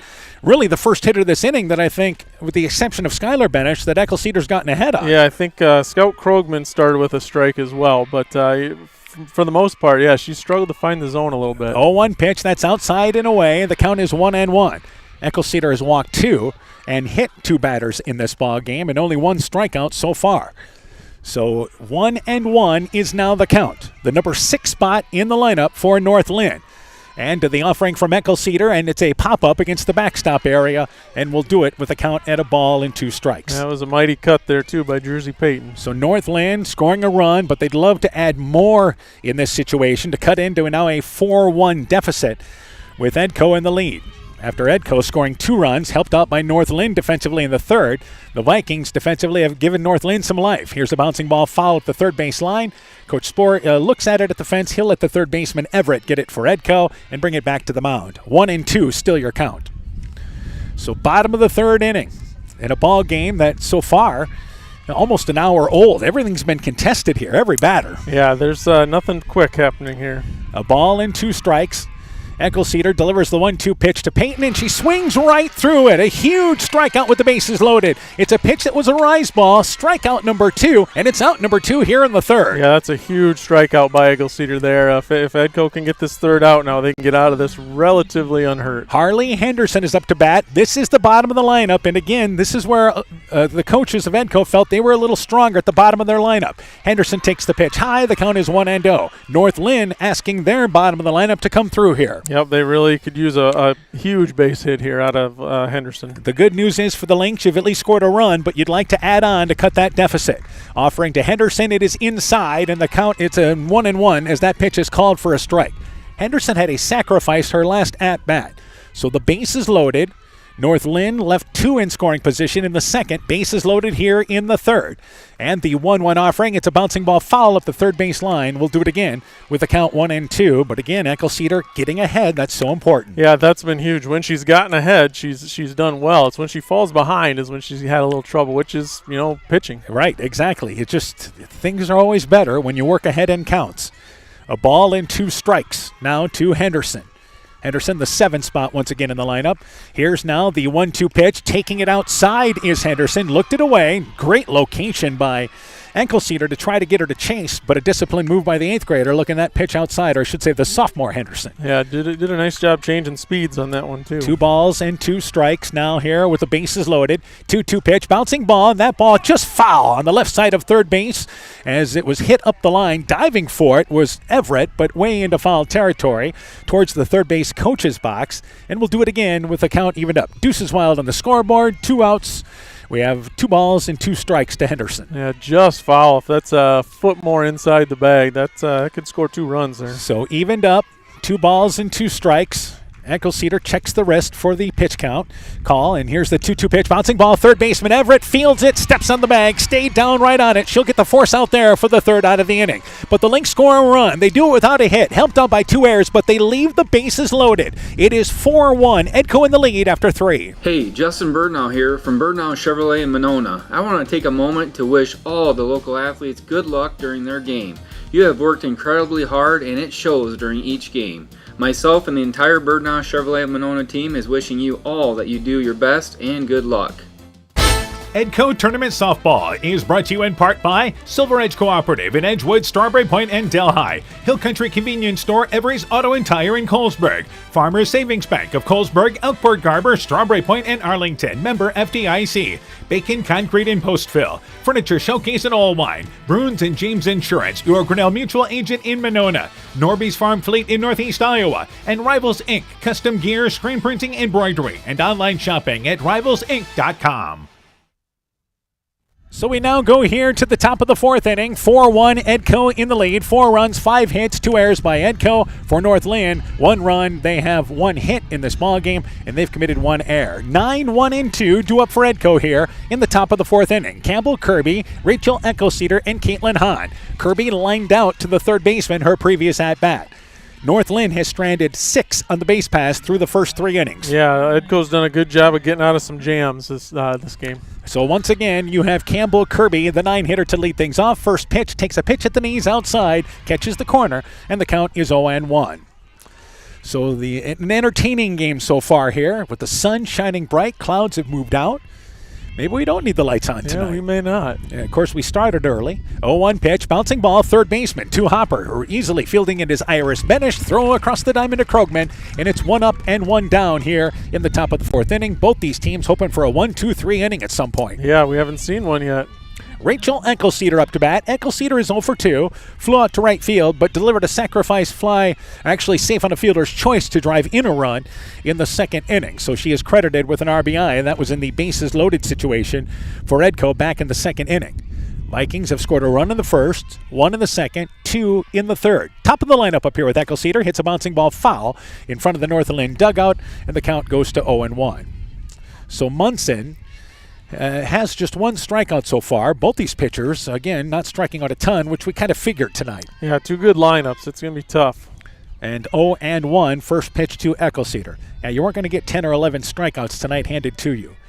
0-1.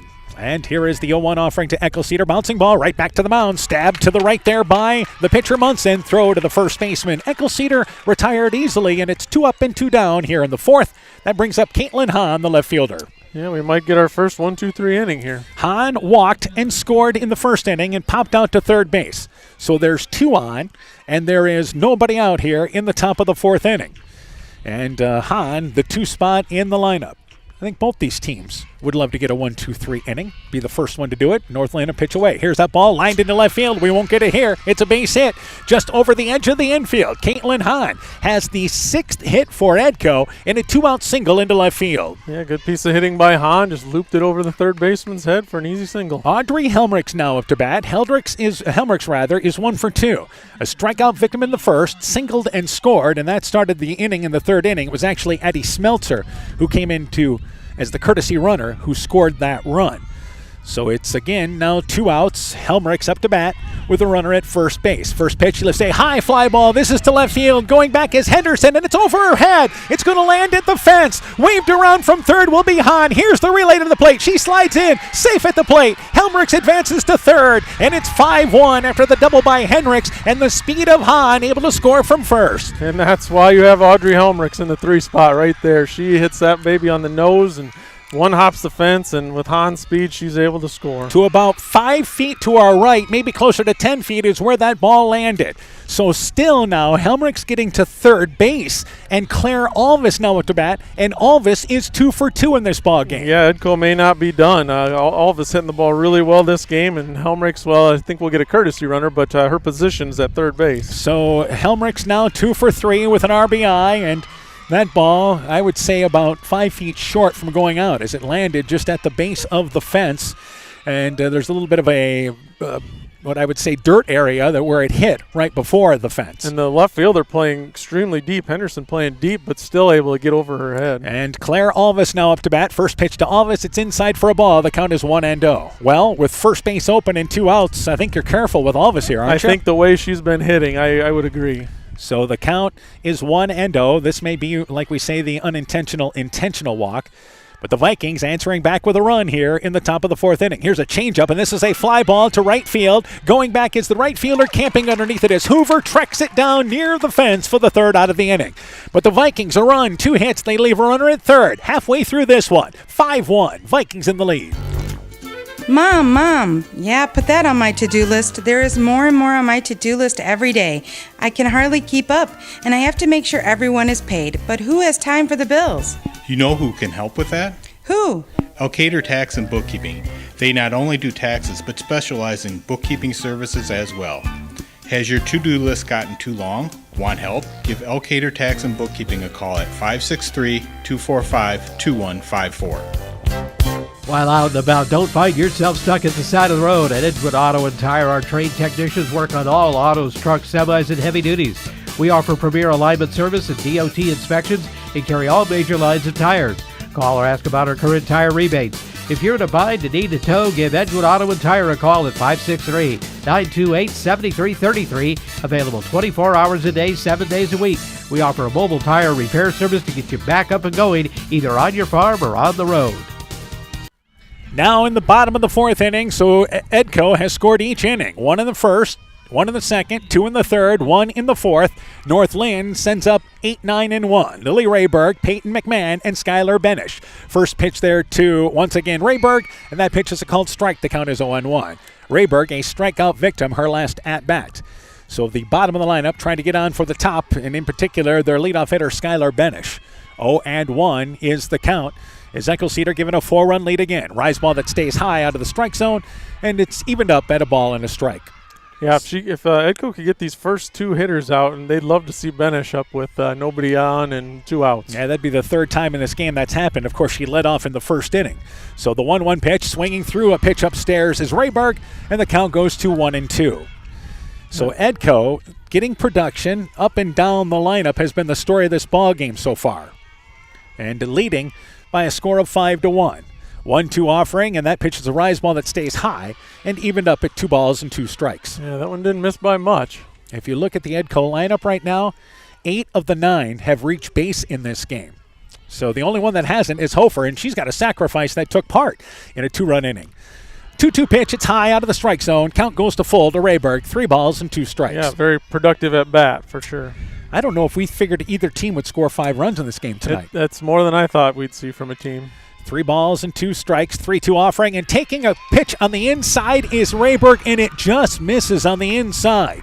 It's the 3rd walk issued by, once again, Eckelceder, and for the 3rd inning in a row, North Linn puts the leadoff runner on the base paths. Yeah, it's not what you wanted to do if you're Edco, to put that number 8 batter on. And I believe we will have a situation where they will bring in a pinch runner for Rayberg here. North Linn knows they're going to have to score, at least pick up a run this inning, to continue to cut that deficit in half, and we'll try to let you know who that is coming in for the Lynx. And Peyton McMahon is now up to bat with 1 out, or nobody out rather, after the leadoff hitter reaching first base. So we'll double check, make sure we find out who the runner is, and I believe I think the first number's a 2, so I'm not sure who that is. And that would be Ava Hoover. So it's 20. Ava Hoover, who's in the number 10 spot in the lineup. Hoover is the right fielder who tracked down that fly ball in right field last inning. Yep. Hoover is actually entering the game in that position as the pinch runner now for the designated player. So Peyton McMahon up to bat, the slap hitter. She takes the first pitch for a strike. The count is 0-1. McMahon, left-handed bat, bounced back to the mound, her last at-bat. And the first pitch for a strike from Eckelceder. 0-1 is now the count. Yeah, North Lynn's got a couple left-handed slap hitters. And one at the 9 spot, one at the 2 spot in their lineup. And that pitch upstairs chased one out of the strike zone, tried to slap at it, missed it, and the count goes to 0-2. Yeah, McMahon helped her out a little bit there. We talk about a slap hitter. What they do is start at the back of the box and work their way to the front of the box as the pitch comes. 0-2 is now the count. Eckelceder delivers the 0-2 pitch, and it's swinging right through the pitch is McMahon. It was a rise ball. It is strikeout number 3 by Eckelceder, out number 1 here in the 4th. Yep, big out. Always important to get that first out. Skylar Benish now up to bat. Benish is 0-1. Walked, but was left at third and actually ended up being thrown out at the plate on a bunt attempt in the first inning, then flew out to center field. But a runner on first base, but now 1 out here in the 4th. First time Benish has been up here looking to do some damage with a runner on. Pitch is low, the count is 1-0. And this is the hitter you have to be particularly careful with. Yep, you don't want to just intentionally walk her, but you want to be careful. You want to work the corners and the edges here. And the other thing, you've got a 4-run lead, so you don't want to actually, walk her. 1-0 pitch, and they worked her away, and the count goes to 2-0. But you're not going to throw anything down the middle of the plate to her, I'll tell you that. Right, and I think she's only seen 1 strike so far in this game. So she has 9 home runs on the season, and in one swing of the bat can make it 5-3 in a hurry. 2-0, looking at a hitter's count. 2-0 pitch, takes it. That pitch is at the waist area and inside for a strike. The count is 2-1. Looked like Benish may have been taking there. Yeah, I think she was. She's trying to work the count and really pick out a pitch she can drive. 2 balls and a strike with 1 out. That runner at first. 2-1 pitch to Benish. Pops it up over the Edco dugout at the first base side. And Eckelceder, after being down 2-0, has worked it back to an even count at 2 balls and 2 strikes. Yeah, this big for Eckelceder. Now Benish can't just look for a certain pitch. He's got to be up there protecting a little bit. 2 balls and 2 strikes. So Benish awaits the 2-2 offering from Eckelceder, and it's a high pop-up in the infield. Into foul territory is the first baseman, Lauren Kirby, who reaches back in foul territory, makes the play almost on top of the line. But Benish pops out in the infield for a big out number 2 here in the 4th. Yeah, huge out, getting Benish with a runner on.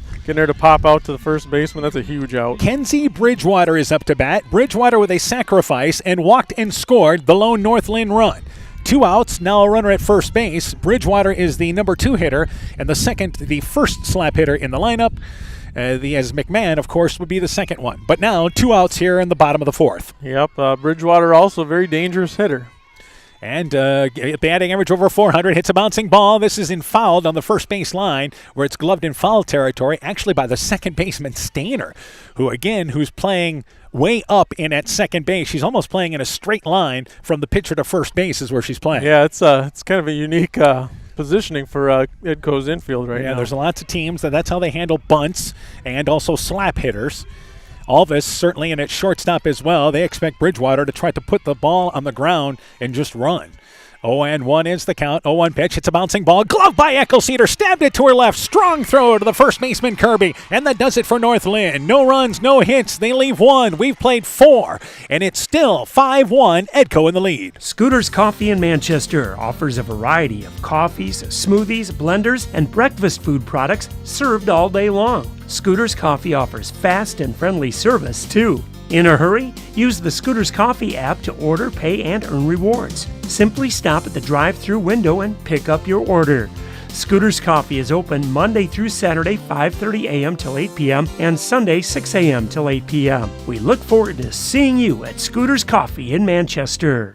Edco Tournament Softball is brought to you in part by Blooms Flowers Gifts and More in Edgewood, Edgewood Convalescent Home and Lincolnwood Assisted Living, Northeast Iowa Sub-Drains in Strawberry Point, J&J Land Solutions in Edgewood, Adverse Weather Insurance, Jim Furman of Volga, your independent crop insurance agent, Innovative Ag Services in Elkader, Monona, and Waukon, Guttenberg Municipal Hospital and Clinic. Check out career opportunities at guttenberghospital.org. And by the Loena Savings Bank, member FDIC. Now in the top of the 5th inning, Edco leads 4-1. McKenna Hofer, Marin Gall, Chloe Everett to lead things off for the Vikings. That'll be 5, 6, and 7 in the Edco lineup. McKenna Hofer is 0 for 1, bounced out to second base, and had a sacrifice bunt in this game.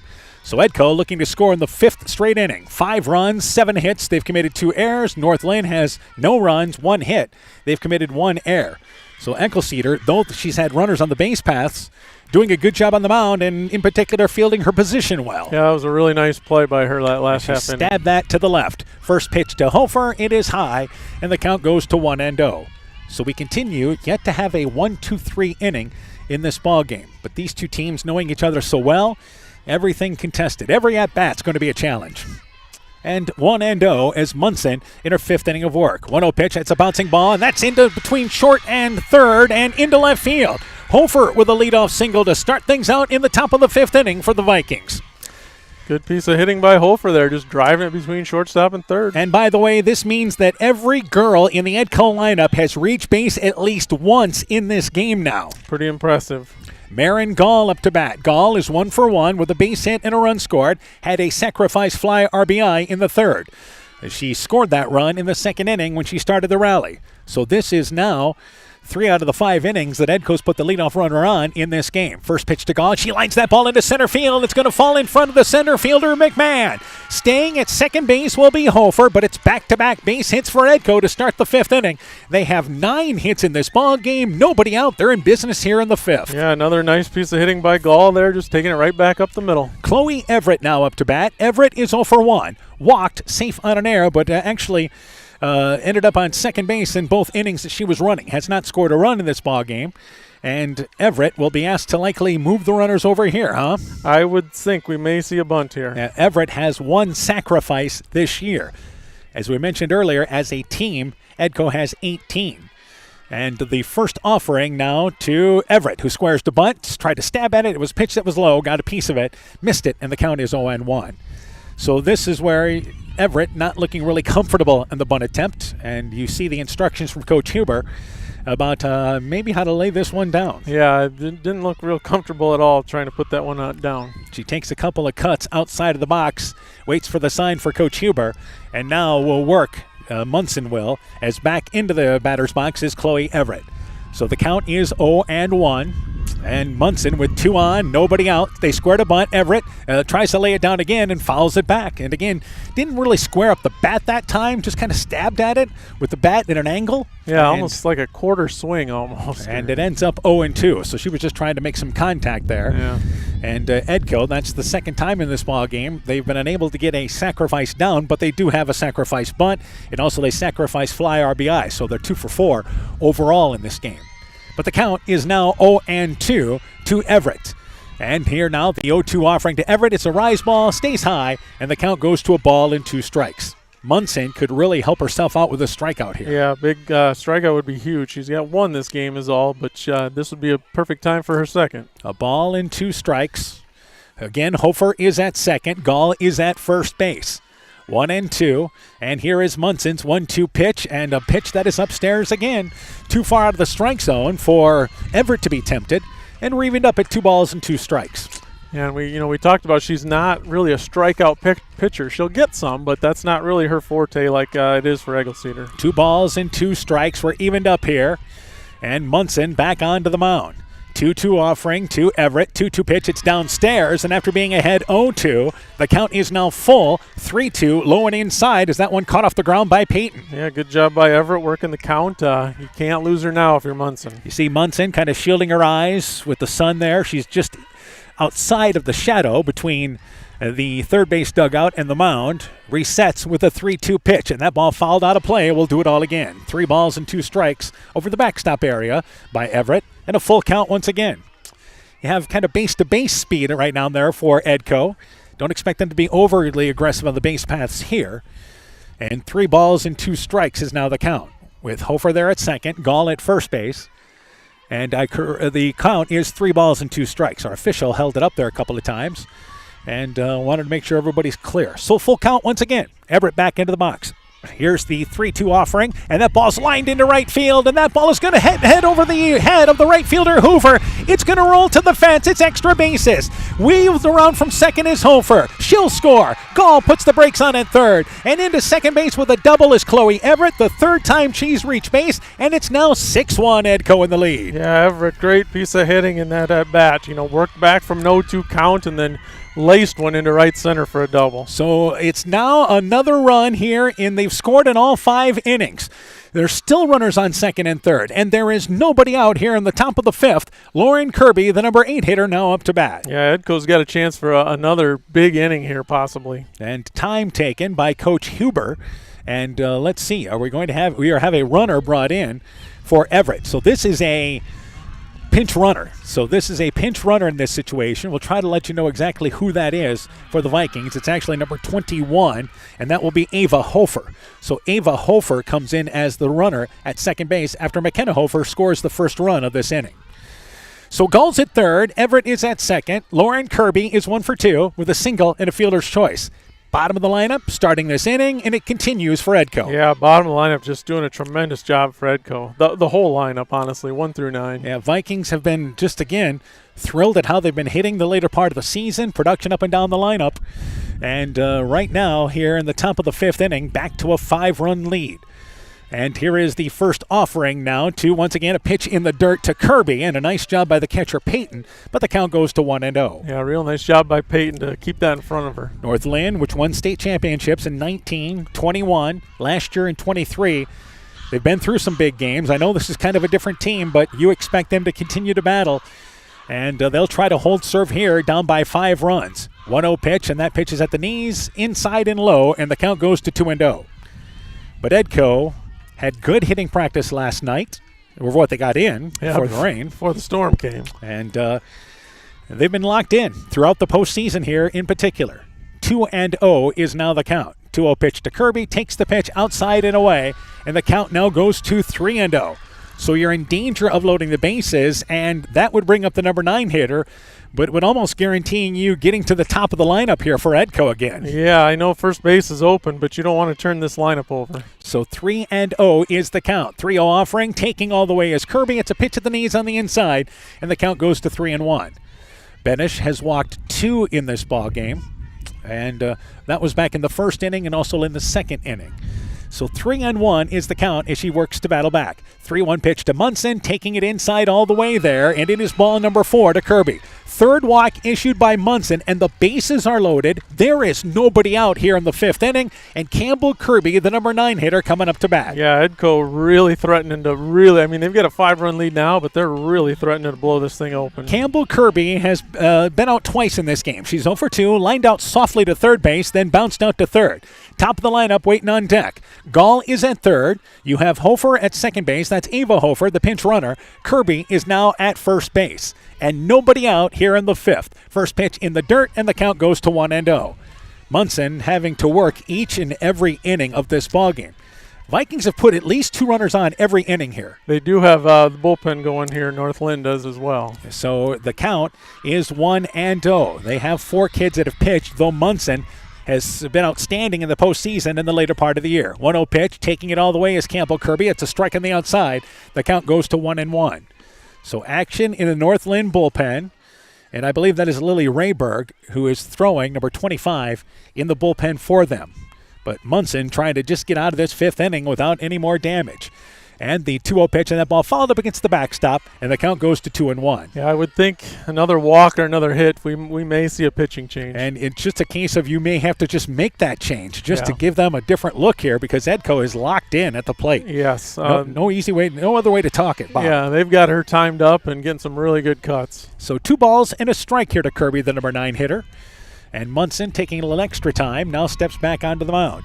Here is the 2-1 offering, and it's a pop-up. This is to the right side of the infield. Coming in is the right fielder. Making the play at the edge of the infield is Hoover. But because of the depth of it, and she caught it at the end of the infield, everybody stays put. So that's a big out, number 1, as Kirby flies out to shallow right field, and the base is loaded now with 1 out. Yeah, good play by Hoover in right field to track that thing down. I thought it might have a chance to fall right away, but she did a good job coming in on that. That brings up the top of the lineup with Rachel Eckelceder. Either way for Edco, your bottom of the lineup did its job.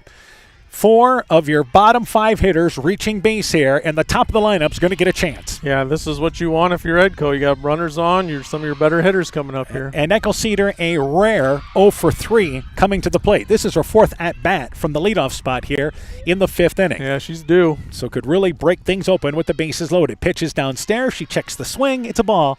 The count is 1-0. And you know she's going to see strikes because there's nowhere to put her either. Yeah, and Munson has fallen behind a little bit more than I think they wanted her to in this inning so far. So she's had to work from behind, and does so here to Eckelceder as well with the count 1-0. And here is Munson now with the 1-0 pitch to Eckelceder. Takes it. It's a pitch upstairs, and the count goes to 2-0.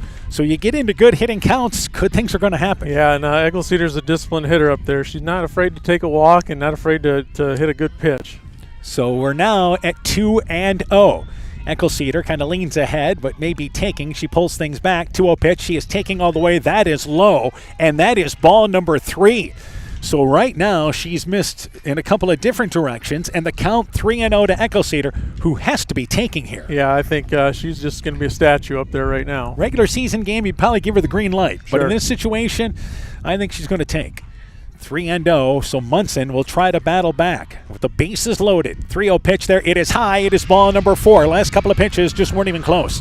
Eckelceder draws the 4th walk, credited with her 2nd RBI of the ball game. It is now 7-1, Edco in the lead, and again the base is still loaded here with 1 out. And I think we're going to see a pitching change here. We mentioned Rayberg throwing on the sideline, and the North Linn infield comes in to have a conversation. So at third base now is, Hofer the runner.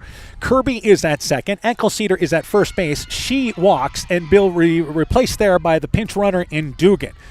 But even though Eckelceder 0 for 3, she's got 2 RBIs in this ball game with a fielder's choice and just driving in a run there on the walk. And still no move made by North Linn as Coach Spohr let his infield get together and have a talk. Yeah, I thought we'd see a move there. But. And Rayberg is done throwing in the dugout area for North Linn. So Caitlin Hahn is up to bat. Hahn has scored 2 runs from the 2 spot.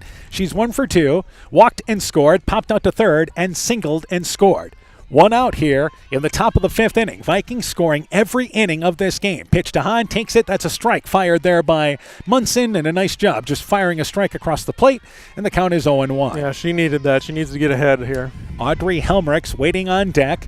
So now you've got to wade through the top of the lineup if you're North Linn, already down by 6 runs, and more RBI opportunities for their best hitters.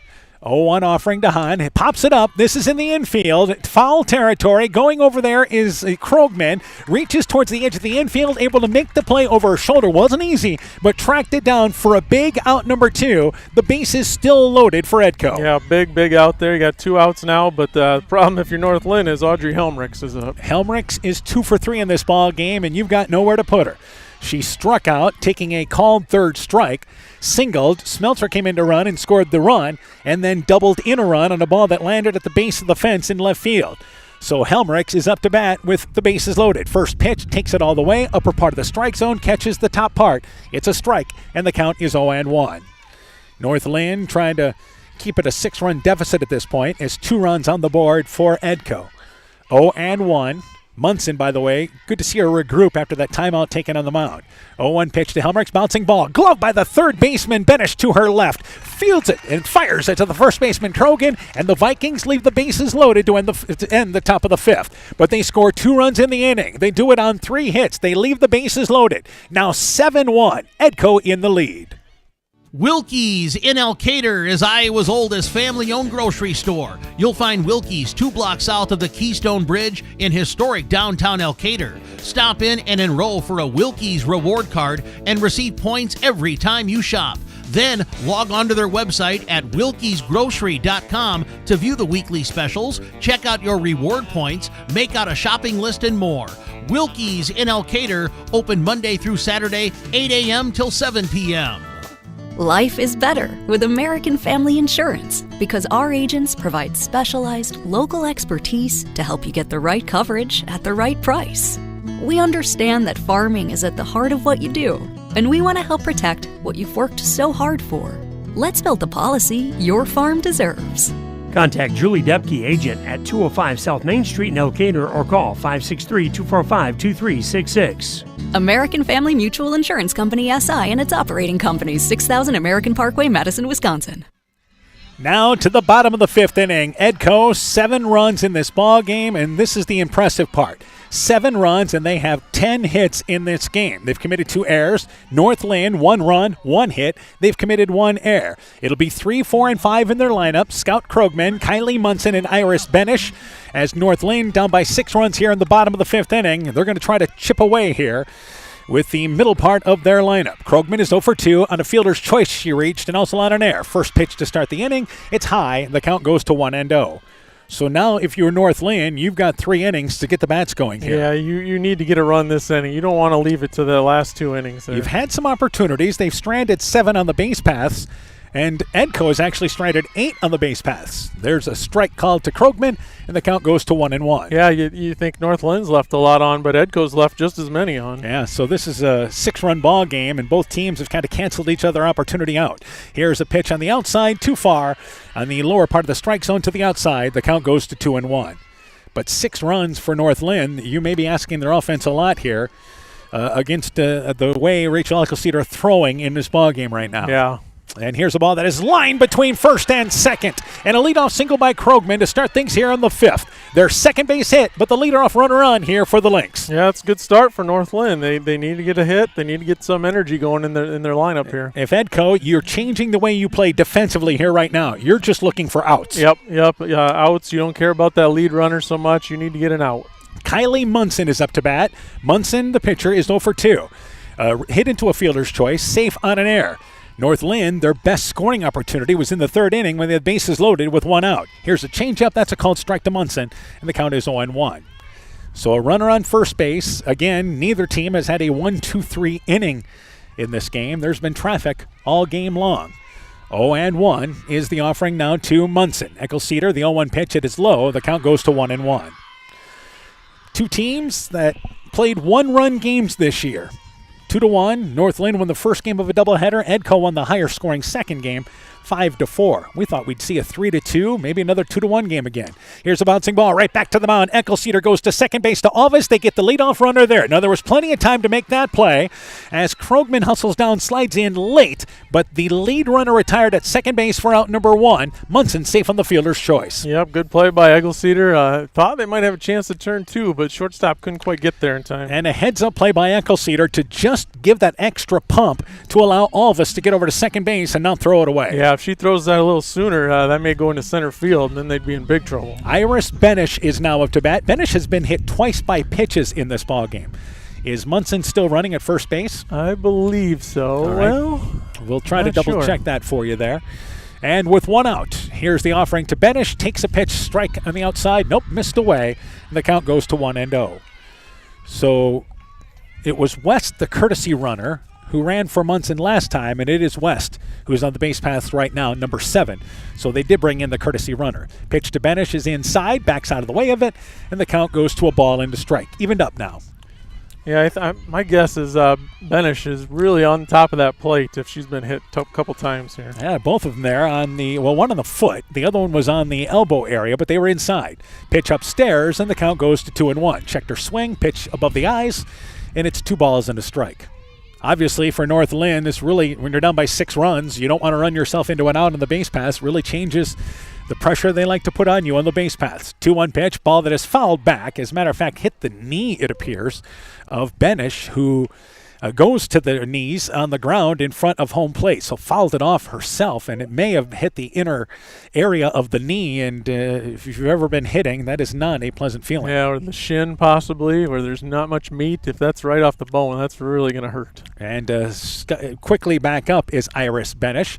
And now just trying to walk off here as she's being helped out by the trainer they have with North Linn along with the coaching staffs. And the good news is she gets a nice round of applause from the fans from both sides, but looks to get a little stronger as she continues to walk things off. Yeah, she's going to be okay. It's just going to hurt for a little while here. It'll feel worse tomorrow. Yeah, there'll be a bruise there. A little bit of a limp, but given 5 there by Coach Spohr, and heads back into the box with a couple of practice swings. Edco took that time to bring the infield in and have a conversation. So time now finished, and everybody back to their positions. 2 balls and 2 strikes is the count with 1 out. So Benish has had a tough night tonight, just the wear and tear at the at-bats. Yeah, she's going to be a little sore tomorrow, my guess. Hit twice and then hit one there on a foul ball of herself. So 2 balls and 2 strikes is the count. Runner at first base in West. 2-2 pitch there. It is low, and the count goes to full. Snap throw to first base, but West dives in there safe, and again did not venture too far out as North Linn just base to base down by 6 runs. 2 balls and actually 3 balls and 2 strikes. It's a full count. Yep. And you don't want to give up a free pass here if you're Edco. 3 balls, 2 strikes, 3-2 pitches. A rise ball that sails high. It is the 3rd walk, actually the 4th walk issued by Eckelceder.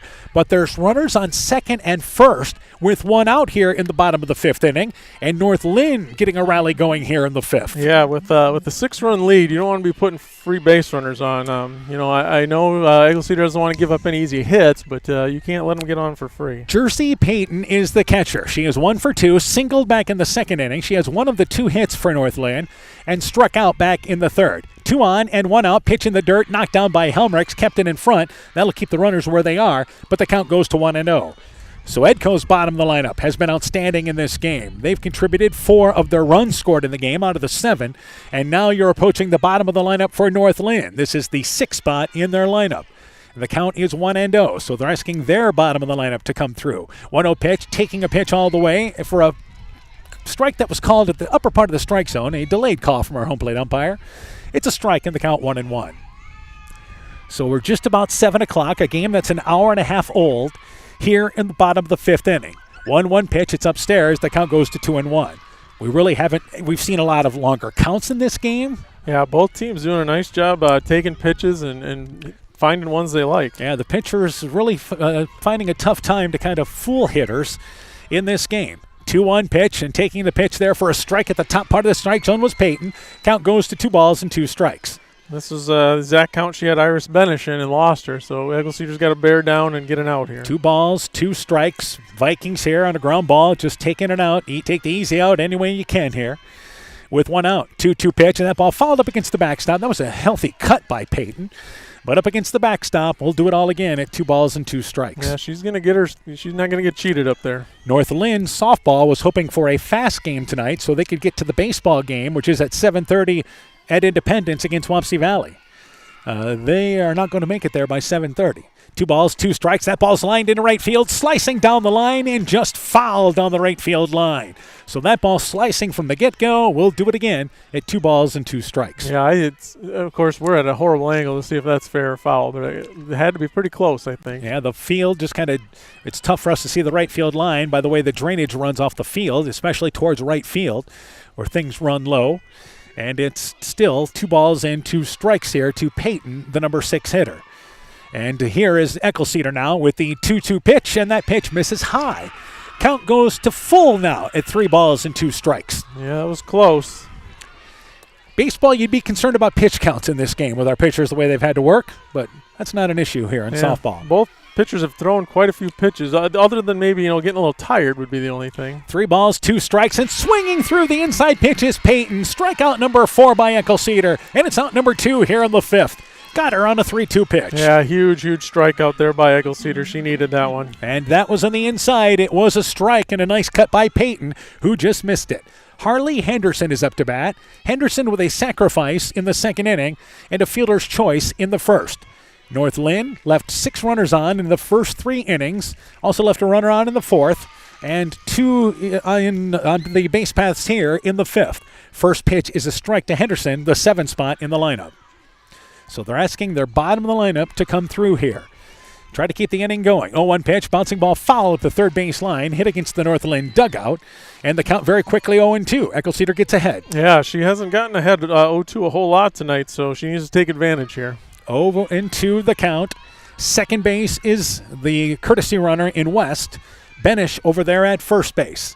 And right now, Eckelceder trying to get out of the inning. And here's a high pop-up. Third baseman immediately calling for it, almost straight with the bag, about 10 feet over to the left. And calling for it is Everett, squeezes it for the 3rd out of the inning, and that does it for the Lynx. No runs a hit, they leave 2. We've played 5, 7-1, Vikings in the lead. Looking for a hassle-free banking experience this summer? Look no further than People's State Bank.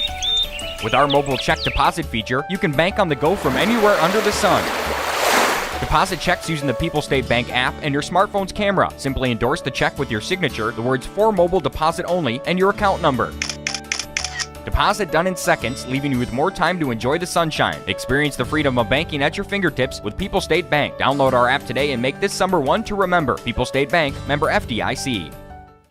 Edco Tournament Softball is brought to you in part by Leonard Miller Funeral Home and Crematory in Manchester, Edgewood, and Strawberry Point. Community Insurance with offices in Edgewood and Delhi. Nick's Excavating and Kane Construction in Farmersburg. T&K Cahoon, your Napa dealer in Monona. St. Olaf Ag Sales and Service. Growl Logs and Lumber in Elkader. Timber is a crop. Harvest wisely. Meyer Collision and Service Center in Guttenberg. Dean Family Chiropractic in Claremont. And LTI & Sons Water Conditioning, your Connecticut dealer in Postville. Now to the top of the 6th inning, Edco leads 7-1. They'll send up Claire Alvis, McKenna Hofer, and also Marin Gall to lead things off in the top of the 6th inning. So you've got 4, 5, and 6 in the lineup. Alvis has hit the ball well tonight. 2 of 3, double and an RBI, singled and scored, and flew out on a deep drive to right field. So she is 2 for 3, takes the first pitch of the inning, and that is a strike outside. The count is 0-1. Edco 6 outs away from a state tournament berth, which has not happened since 2003. Did make the regional final a couple of times after that in the mid-2000s. Bouncing ball, one hopper right back to the mound, fielded by Munson, turns, fires to the first baseman Krogman, and it's 1 up and 1 down to start the top of the 6th inning as Alvis bounces back to the mound. McKenna Hofer now up to bat. Hofer is 1 for 2. She bounced out to second, a sacrifice bunt, which was huge as that part of that 2-run 3rd inning, and then singled and scored back in the 5th inning. And she started that rally to lead off the 5th inning. 1 out here in the top of the 6th. Munson delivers the first pitch to Hofer, and that's a pitch on the inside for a strike. The count is 0-1. What do we have pitch count-wise for both these kids? So to start, before the start of this inning, Munson at 92 and Eckelceder at 96. So they're both working hard. Yeah, absolutely. But again, normally in baseball, you'd be a little worried. Of course, you couldn't get past 110 pitches in a game, but in softball, We've seen him go longer than that. Here's a pop-up, and that's over the head of the third baseman. Going back is Benish. Skylar Benish, the shortstop, dives for it near the line, but just off her glove. Tremendous effort on a pitch which looked like Hofer was jammed, but it's going to bloop in there for a base hit. That is the 11th hit there for Edco, and a one-out single for Hofer. Yeah, you just have your third baseman playing shallow and bloop over her head. Skylar Benish made a great effort on that, just couldn't quite get there. Over the head of Iris Benish, couldn't get to it, and Skylar Benish almost made a spectacular play with a head-first dive. She was a little bit slow to get up, but is okay. So Hofer will tell you that looks like a line drive in the book, doesn't it? Yep, and anyway on. Marin Gall up to bat. Gall is 2 for 2. She has singled twice. She has scored twice and has a sacrifice fly RBI. So Gall has had a hand in 3 of the 7 runs. Hofer over there at first base. First pitch to Gall, takes it outside. The count goes to 1-0. North Linn in the bottom of the 6th inning will have to go 8 and 9 before they get to the top of their lineup. But they will get to the top of the lineup here, guaranteed in these last 2 innings. That's their certainly toughest part. 1-0 pitch, and this ball's a fly ball, shallow right field, and going back is the second baseman. Over the shoulder catch by Bridgewater in shallow right field. They throw it to first base, and Hofer doubled up there.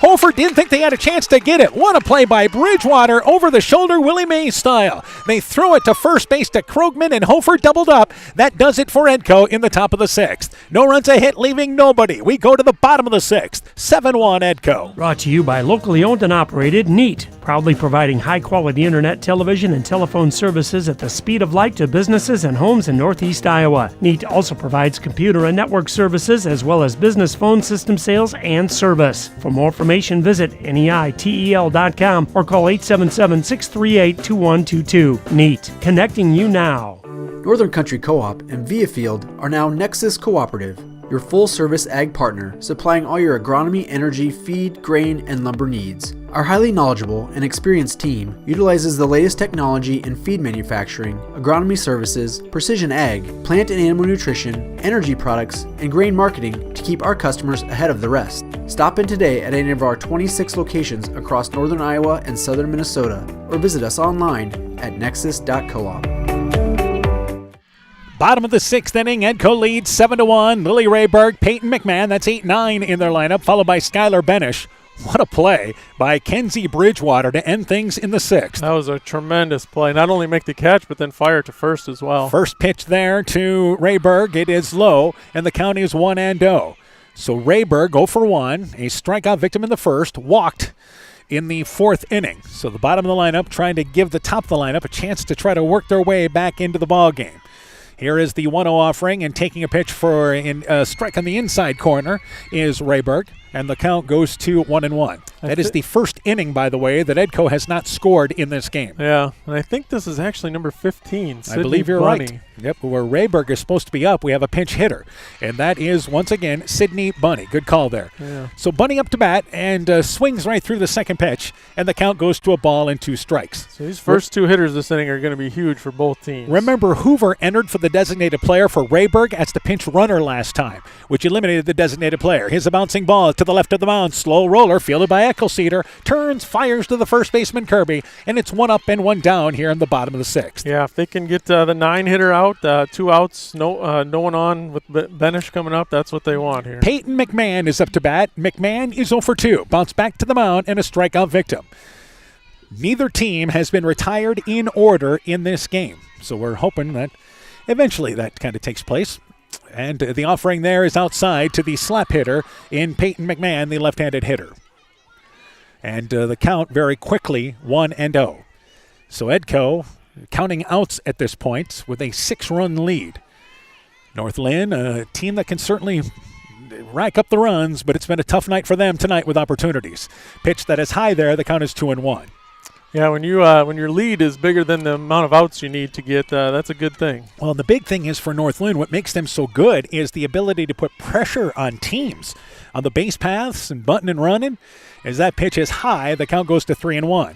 But when you're down, and they've been down 4 runs since early in the ball game, they were down 4-0 in the bottom of the 3rd. You got to try to work to get a big inning going. Yeah. 2 balls and a strike. That ball slapped down the left field line, hit up against the fence down the third base line, and it's 2 balls and 2 strikes. Yeah, Edco, they took the lead early and just have had it out the whole game, so haven't really had any pressure on them. Well, your thinking is always, if we score a run an inning, we're in good shape, right? Yeah. We play for a run every inning. A lot of softball teams do. Yep. But you need a crooked number, and maybe a couple of them if you're North Linn. 2-2 pitch. Swinging through the outside pitch is McMahon. That is strikeout number 5 by Eckelceder, and the second out here in the 6th. Yeah, when you have Rachel Eckelceder on the mound and a 6-run lead, and you need to get 4 outs to win, you're feeling pretty good if you're Edco. So Skylar Benish is up to bat. Benish is 0 for 2, walked in the first inning, flew out to center field, and popped out to first. So a rare, quiet night for Benish so far. Though she was out at the plate in the first inning. That gave North Linn a chance to tie the game up. There was a bunt attempt by, once again, Krogman, and Benish just throwing out at the plate and what looked like a great slide to avoid contact. 1-0 pitch. She lifts a high pop-up right side of the infield. Kirby giving chase. It's going to fall out of her reach along the fence about a quarter of the way down the right field line. Harmlessly foul, and the count is 1-1 now. Yeah, good effort by Stainer and Kirby to try and give that one a look. And with 2 outs, look how deep that both these teams play, but in particular when their power hitters are up. Yeah, they play just a couple steps off the fence. Yeah, Caitlin Hahn about 8 feet in front of us. A ball and a strike, 1-1 pitch, misses away, and the count goes to 2 balls and a strike. At center field, you've got Campbell Kirby, 15 feet in front of the fence. Gall, about the same in right field. Yep. Nothing going to get over your head. Keep everything in front. 2-1 offering, and here's a line drive that's into center field, a solid base hit, and that's why. Because Benish can just hit a rope like that into center field. Only the 3rd hit for North Linn, and a 2-out base runner here in the 6th. Yeah, that was a rocket right back up the middle. Kenzie Bridgewater is up to bat. Bridgewater with a sacrifice, walked and scored, and bounced back to the mound. So Bridgewater and Benish, that is the top 2 hitters for North Linn. Let's see exactly what North Linn can do here. And I don't know if Benish, if you look to her to try to steal, I mean, it might be a tough situation, and she is not going on the first pitch. So the slap hitter in Kenzie Bridgewater, left-handed hitter, takes the pitch outside. The count is 1-0. Yeah, I don't know. You're down 6 runs. That run's not going to do you a whole lot. Right. So yeah. I think you don't run her, but she does have amazing speed. She's getting a great jump as Bridgewater, again from the back of the box, moves up, takes the pitch inside, and it's evened up at a ball and a strike. But exactly, I mean, you don't want to make it out on the base paths, run yourself out of an inning. I know there's 2 outs early in the ball game. It's no doubt right. She's going for it. A ball and a strike. And Eckelceder delivers the 1-1 pitch. It's high. The count goes to 2-1. But what you like to see is the jump that Benish is getting off of first base, like she's going. Yeah, and if there's a hit, she's going to at least be on third, I think. Yep, an all-state player for North Linn, their shortstop. 2 balls and a strike. And the 2-1 offering, Bridgewater slaps it left side of the infield. Slow roller fielded by the first baseman in Kirby, and there's nowhere to go. Once that ball hit the second bounce, there was no chance to get Bridgewater. It's an infield single there, hit halfway up the line. There's 2 on with 2 outs here for North Linn in the 6th. Yeah, just had some real funky spin on that and just kind of sat down just like someone hitting a chip shot into a green or something. And a heady move by Lauren Kirby, the first baseman, to get it and then not throw it, to realize there's just no chance. She just ate it. Right, just eat that and live to play another day. Scout Krogman is up to bat, the number 3 hitter. She is 1 for 3, takes the first pitch for a strike inside. The count is 0-1. So this is, again, North Linn. They have threatened every inning in this ball game with at least multiple runners on in 5 of their 6 innings, though they only have 1 run to show for it. They've got 2 on here for Krogman. 0-1 pitch inside. A little extra oomph on that one, it appeared, from Eckelceder. Yeah, that one was humming. And it's 1-1 now the count. Krogman, fielder's choice, safe on an air, singled to lead off the 5th inning, but was forced out at second base. 1-1 is the count. Eckelceder's 1-1 pitch. Krogman checks her swing inside. Did not turn on it, but it's a called strike nonetheless. And the count goes to 1-2 right now. If they can get out of this, they'd be in real good shape heading into the 7th North inning. Linn left 2 on in the 2nd. The base is loaded in the 3rd. 2 on in the 5th. And here's a ball that is lined into right field. It's a base hit. Fielded by Gall. Benish waved around from 2nd. She'll score. Throw comes into the plate. Bridgewater goes to 3rd. It's a base hit and an RBI for Krogman. And it's now 7-2. North Linn creeps back within 5. Yeah, good piece of hitting there by Krogman. And a good job by Gall, quickly getting that ball back into the infield. That holds Krogman over at first base.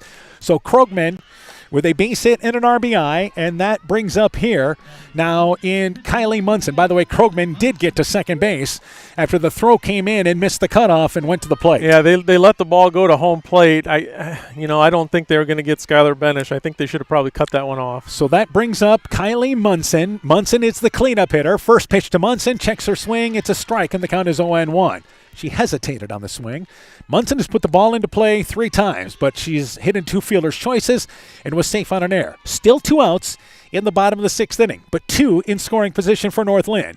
Munson takes the pitch low, and it's now a ball and a strike. So if you're Edco, you get out of this with only a run. Good thing here, going to the 7th with a comfortable lead. Be in real good shape if you get out of this right now. A ball and a strike. Ecclesceder's 1-1 pitch. Munson takes it. It's a called strike on the inside.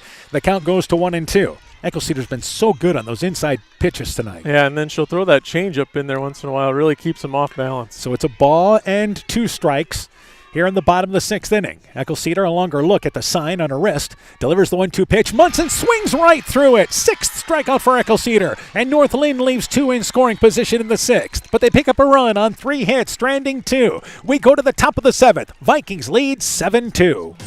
The doctors and staff of Family Dentistry Associates of Monona encourage everyone to get out and support your local baseball and softball teams this summer. It's always a great time to watch a ball game and enjoy the weather at your local high school ball diamond. We have exciting news. Dr. Chase Bruner and Dr. Daphne Hayfler, University of Iowa graduates, will be joining our team at Family Dentistry this August. Call today to schedule 539-4651. Edco Tournament Softball is brought to you in part by Silver Edge Cooperative in Edgewood, Strawberry Point, and Delhi. Hill Country Convenience Store, Every's Auto and Tire in Colesburg. Farmers Savings Bank of Colesburg, Elkport Garber, Strawberry Point, and Arlington. Member FDIC. Bacon Concrete in Postville. Furniture Showcase in Allwine. Bruins and James Insurance, your Grinnell Mutual agent in Monona. Norby's Farm Fleet in Northeast Iowa. And Rivals Inc. Custom gear, screen printing, embroidery, and online shopping at rivalsinc.com. So we go to the top of the 7th inning. Edco leads 7-2, and it'll be the bottom of the lineup. Chloe Everett, Lauren Kirby, and Campbell Kirby, 8-9-1 for Edco. If you're North Linn, you look to the bottom of the 7th inning. They will send up 5, 6, and 7 in their lineup. Iris Benish, Jersey Payton, and Haley Henderson. So to lead things off here is Chloe Everett. Everett is 1 for 2, walked, and also was safe on an air and hits a bouncing ball. Benish charges it. The shortstop, good throw across the diamond to the first baseman, Krogman. And on the first pitch, Everett bounces out to short for out number 1. And by the way, Everett has a double and an RBI, so now 1 for 3 in this ball game. And that was part of the 2-run 5th inning when she drove in that run. So Lauren Kirby is up to bat. Kirby is 0 for 1, but she's been on base 3 times. She singled, safe on a fielder's choice, and walked. Campbell Kirby is waiting on deck. I mentioned earlier that all 9 Vikings had reached the base. Campbell Kirby is the only one. Right. But she's been a part of those rallies. Here's a bouncing ball right back to the mound. That was quick. Right back to Munson. Munson fires it on over to Krogman, and it's 2 up and 2 down here in the top of the 7th inning. And the Vikings have not been retired in order this entire game, and now 2 outs here in the 7th. Yeah, this is shaping up to be a really quick inning. Maybe Edco just wants to get back out there and try and get those 3 outs. Campbell Kirby lined out to third, bounced out to third, and flew out to right field.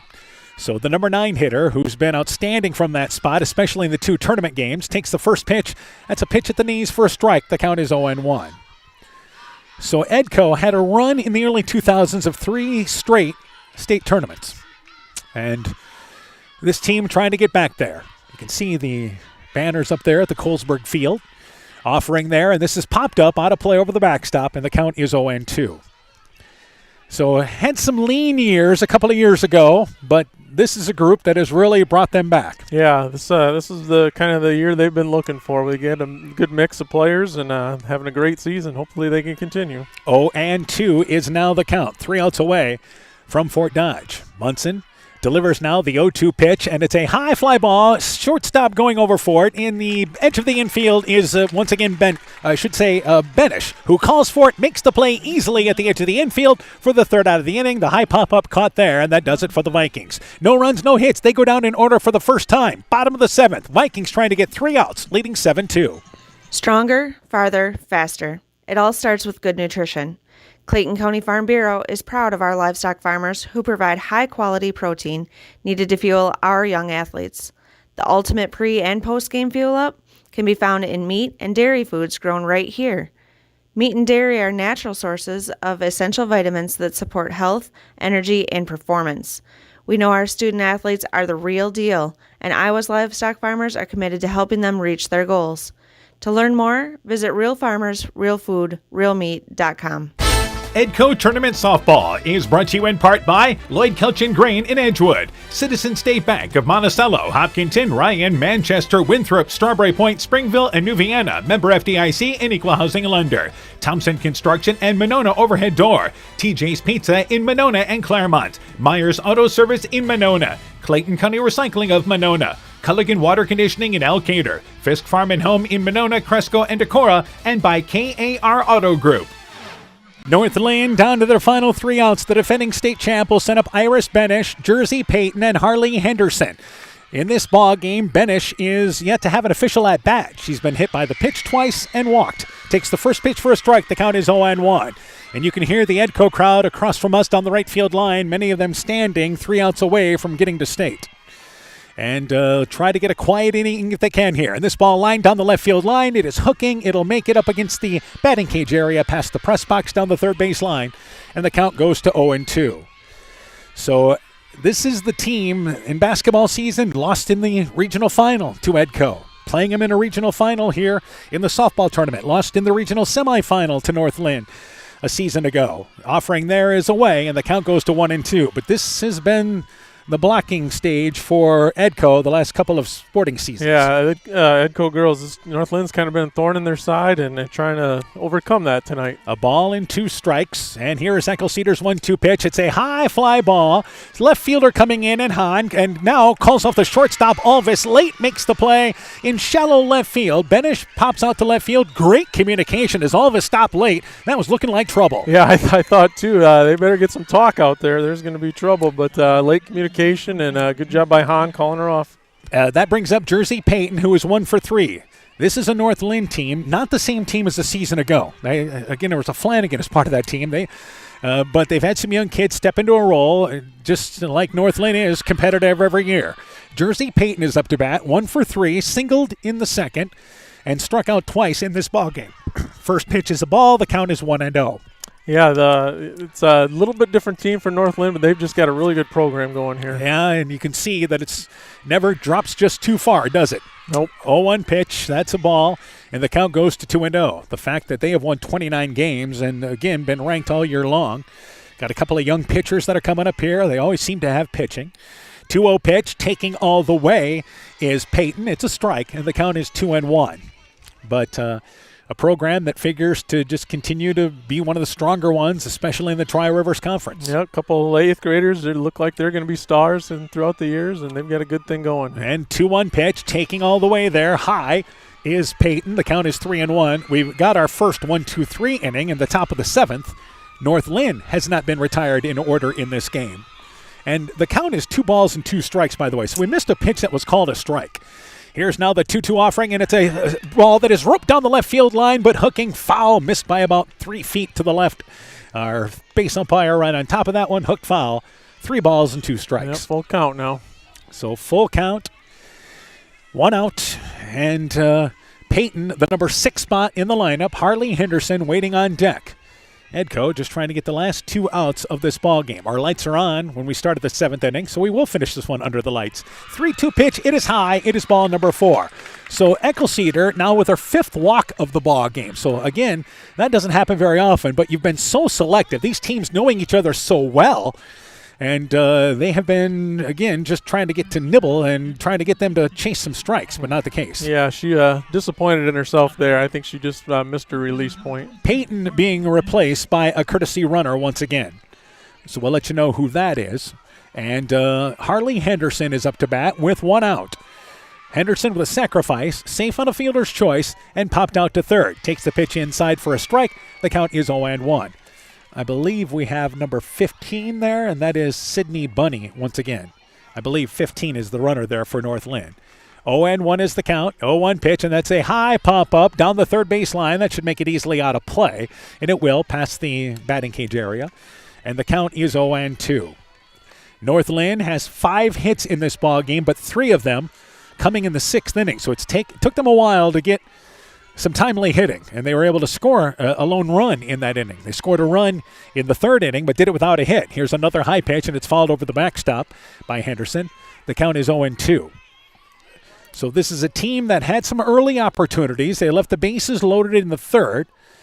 They have stranded 10 on the base pass in this ball game, so they've had some opportunities. Edco has stranded a total of 8 in this game. So Edco, every inning except for the 7th, had runners on. Multiple runners on for both these teams about every inning. Yeah, they've both done a good job putting pressure on the defense. 0-2 is the count. 0-2 offering there. Bouncing ball foul up again. You can see Henderson locked in. Fouled it up the third base line. We'll do it again, 0-2. Henderson, one of the younger kids. Again, this is a sophomore who has stepped into a bigger role for North Linn this year. 0-2 with 1 out. Coming up in the postgame, we'll have coaching interviews. If Edco hangs on, we will have player interviews after this ball game.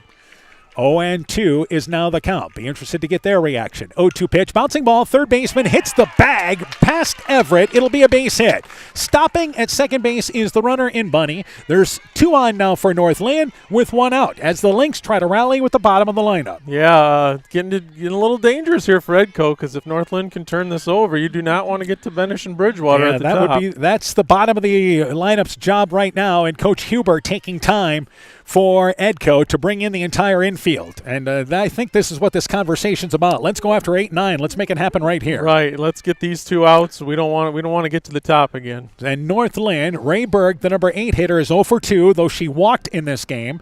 McMahon is 0 for 3. But Peyton and Henderson doing their job, getting on base here. There's 2 on base here with 1 out in the bottom of the 7th inning for North Linn.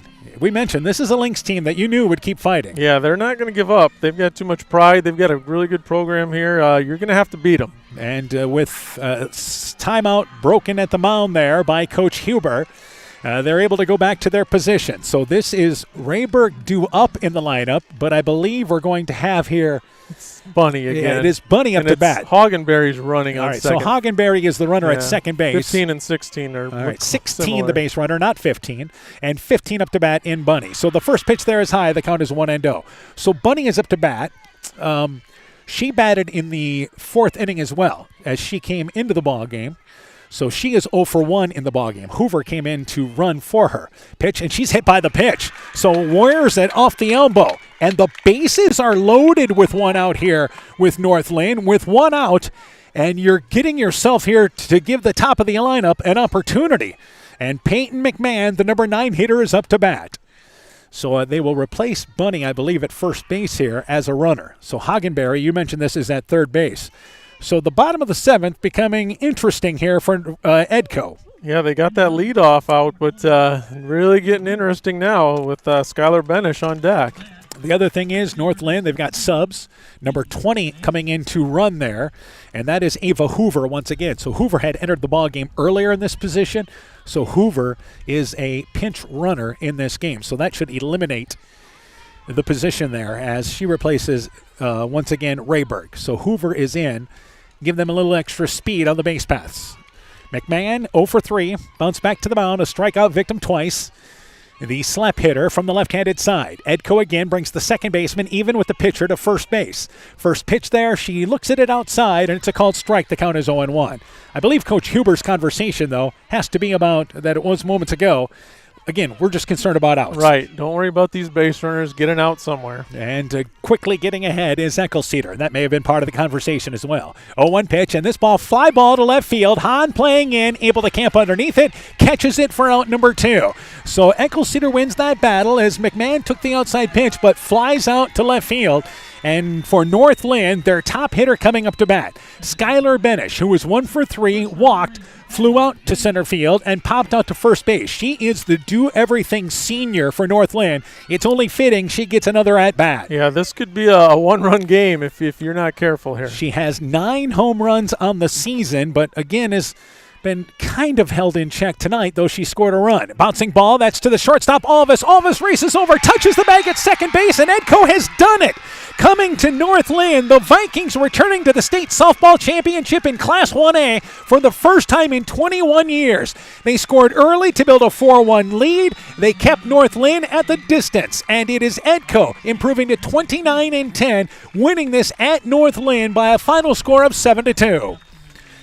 Yeah, good job, Bob, by the Vikings. This is time to celebrate if you're the Vikings, and getting Skylar Benish out is no easy feat. What a way to end it. And the Vikings immediately go to the center court circle there, the center circle, and again celebrate as a team. And now as they break that, they'll line up for the good game shakes with North Linn. But Edco tonight, again, their lineup up and down getting production. I was impressed with their hitters tonight. Yeah, and like you said, up and down the lineup, they were not intimidated. They came to play. They hit the ball well. Rachel Eggleseder pitched well, which you knew we were going to get that, but their batters really came to play. So we'll take a break. When we return, coaching interviews, post-game stats. We'll have player interviews as well. Edco about to get their state participant banner in the center circle. They win by a final score of 7-2, 29-10 on the season. North Linn closes 29-14. We'll take a break. When we return, game stats coming up next. Your post-game show is underway. When I started out in the car business, my dad gave me some good advice. Hi, it's Forrest Brown with the Brown's family of dealerships. What my dad told me is when you sell someone their first car, you need a good sales department. But if you expect to sell them their second, third, and fourth car, you better have a great service department. Visit any one of the Brown's family of dealerships in Guttenberg, Elkader, West Branch, or Victory Ford in Dyersville and find out why Brown's is your hometown dealer, no matter where your hometown may be. The Woodland Eye Clinic in Elkader and West Union are proud sponsors of high school sports. We are committed to bringing our patients the highest level of total eye care with detailed one-on-one attention. Our offices offer the newest technology and equipment with a professional team of experienced staff that is committed to you. Call us today for your next total eye care appointment. The Woodland Eye Clinic in Elkader and West Union supports all of our local athletes taking the field or court this season.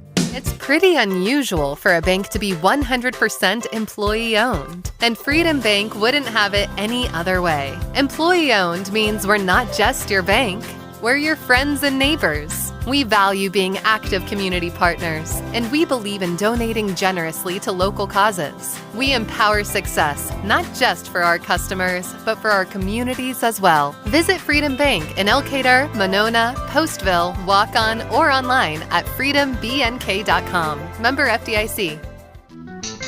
This is Chris Holbert, General Manager of Hall Roberts Son Incorporated in Postville. We would like to wish the area student athletes both a safe and successful sports season. We have been a community-based company since 1864, servicing and supporting the area ag industry with products necessary for daily success. We look forward to continuing to serve and support both the ag industry and high school athletes in our surrounding communities. Thank you and good luck from the families at Hall Roberts Son. Top Gun Customs knows you can fill the deer tag well out of season. If you've tagged that prize buck, pull up to the stoplight at Top Gun in Garnavillo. That's it. Bob and his technicians have been repairing vehicles for over 45 years. We write the estimates, take the photos, and deal with the insurance company for you to ensure your vehicle is repaired quickly and, most importantly, safely. We also have free loaners or rental vehicles. Call Bob or Nancy at Top Gun to schedule your repair today. 563-964-9899. Hi, this is Tara Fink, psychiatric mental health nurse practitioner. Helping people, bottom line, is the biggest reason I chose a career in mental health. During my own struggles, it was difficult to find good support in this area. Therefore, I vowed to come back home to help meet the great need for mental health care in Northeast Iowa. I'm available for consultations at both the Waukon and Postville Clinic locations, offering assessment, diagnosis, and medication management for all mental illnesses. Exceptional caring people, Veterans Memorial. Inspiring changes to a happier, healthier you is what they do at Clayton Drug, now offering free delivery of prescriptions to the Monona area. To find out more, call 563-245-2530. Clayton Drug can help you transfer your prescriptions quickly and easily to their pharmacy. Clayton Drug is committed to helping you achieve the highest quality of life possible. Clayton Drug, connecting the communities of Elkader, Strawberry Point, and Sumner to serve all in between. Edco Tournament Softball is brought to you in part by Blooms Flowers Gifts and More in Edgewood, Edgewood Convalescent Home and Lincolnwood Assisted Living, Northeast Iowa Sub-Drains in Strawberry Point, J&J Land Solutions in Edgewood, Adverse Weather Insurance, Jim Furman of Volga, your independent crop insurance agent, Innovative Ag Services in Elkader, Monona, and Waukon, Guttenberg Municipal Hospital and Clinic. Check out career opportunities at guttenberghospital.org. And by the Loena Savings Bank, member FDIC. Welcome back here to North Linn. Again, our final score, it is Edco as they continue to take group pictures there with all the parents on the field now here. Edco heading back to the state softball tournament in Class 1A. Victorious tonight over North Linn by a final score of 7-2. That was the last hurdle this team was looking for to finally get past North Linn, and they win on the road here tonight. For North Linn, what a program. They closed the season 29-14, especially a team that just seems to kind of reload every year. But they come up short in this regional final tonight. For Edco, 7 runs, 11 hits. They committed 2 errors. For North Linn, 2 runs, 6 hits, and they committed 1 error. Let's go to the individual totals. First off for Edco, Rachel Eckelceder 0 for 3 but 2 RBIs. Caitlin Hahn 1 for 3 and scored 2 runs. Audrey Helmrichs was 2 for 4 with a double, a run scored, and an RBI. Claire Alvis 2 for 4 with a run scored, a double, and an RBI. McKenna Hofer 2 for 3 with a run scored. Marin Gall 2 for 4, had 2 base hits there and also an RBI in this game. Chloe Everett was 1 for 3 with a double and an RBI. Lauren Kirby was 1 for 3 in this game, and Campbell Kirby was 0 for 4, who's been so good in the postseason, was 0 for 4 in this ball game tonight. Winning pitcher Rachel Eckelceder, 7 innings, 6 hits, 2 runs, walked 5, struck out 6, and a workman-type effort tonight for Rachel Eckelceder in this ball game. Edco, by the way, ends up stranding a total of 8. For North Linn, they strand 13 runners on the base pass. They just didn't get the timely hit in this ball game tonight. North Linn individually, 2 runs as a team, 6 hits, and 1 error. Here's the individual totals. Skylar Benish was 1 for 4 with a run scored. Kenzie Bridgewater 1 for 2 with a run scored. Scout Krogman was 2 for 3 with an RBI. Kylie Munson 0 for 4. Iris Benish reached base 3 times, was 0 for 1. Jersey Payton was 1 for 3. Harley Henderson 1 for 3. Lily Rayberg was 0 for 2. And Peyton McMahon 0 for 4 in this ball game. It is Munson taking the loss. Kylie Munson, I should say, went 7 innings, 11 hits, 7 runs, walked 3, and struck out 1. Again, the totals for Edco, 7 runs, 11 hits. They committed 2 errors. For North Linn, 2 runs on 6 hits. They committed 1 error. And again, North Linn leaving runners on the base paths, just didn't get that timely hit in the ball game tonight. So Edco wins by a final score of 7-2. Our post-game show continues, interviews, and again, we'll be back with more, with player interviews as well from Edco when our post-game show continues. Hi, this is Cody from Torkelson Motors in Elgin and Waukon. At Torkelson Motors, we believe that student involvement in activities is a great way to help grow our communities, and we are proud to help sponsor this game for your enjoyment. We've been serving Northeast Iowa since 1926 and appreciate the business that our customers have given us and the support they provide to our area schools and communities. So the next time you are in need of a new or used vehicle or a repair, stop into Torkelson Motors. We've been selling cars the old-fashioned way with a friendly smile and a handshake right here next door in Elgin and Waukon. Hey sports fans, take a time out and call Garms Financial Services. Their team of agents can show you how to save money on all your insurance needs with Grinnell Mutual. Whether you need auto, home, farm, crop, or business insurance, Garms Financial Services has you covered. You'll also receive quality protection, expert advice, and local friendly service. Call Brian Bugenhagen, Cheryl Wagner, Emily Bazin, or Kayla Olson today for a free competitive quote.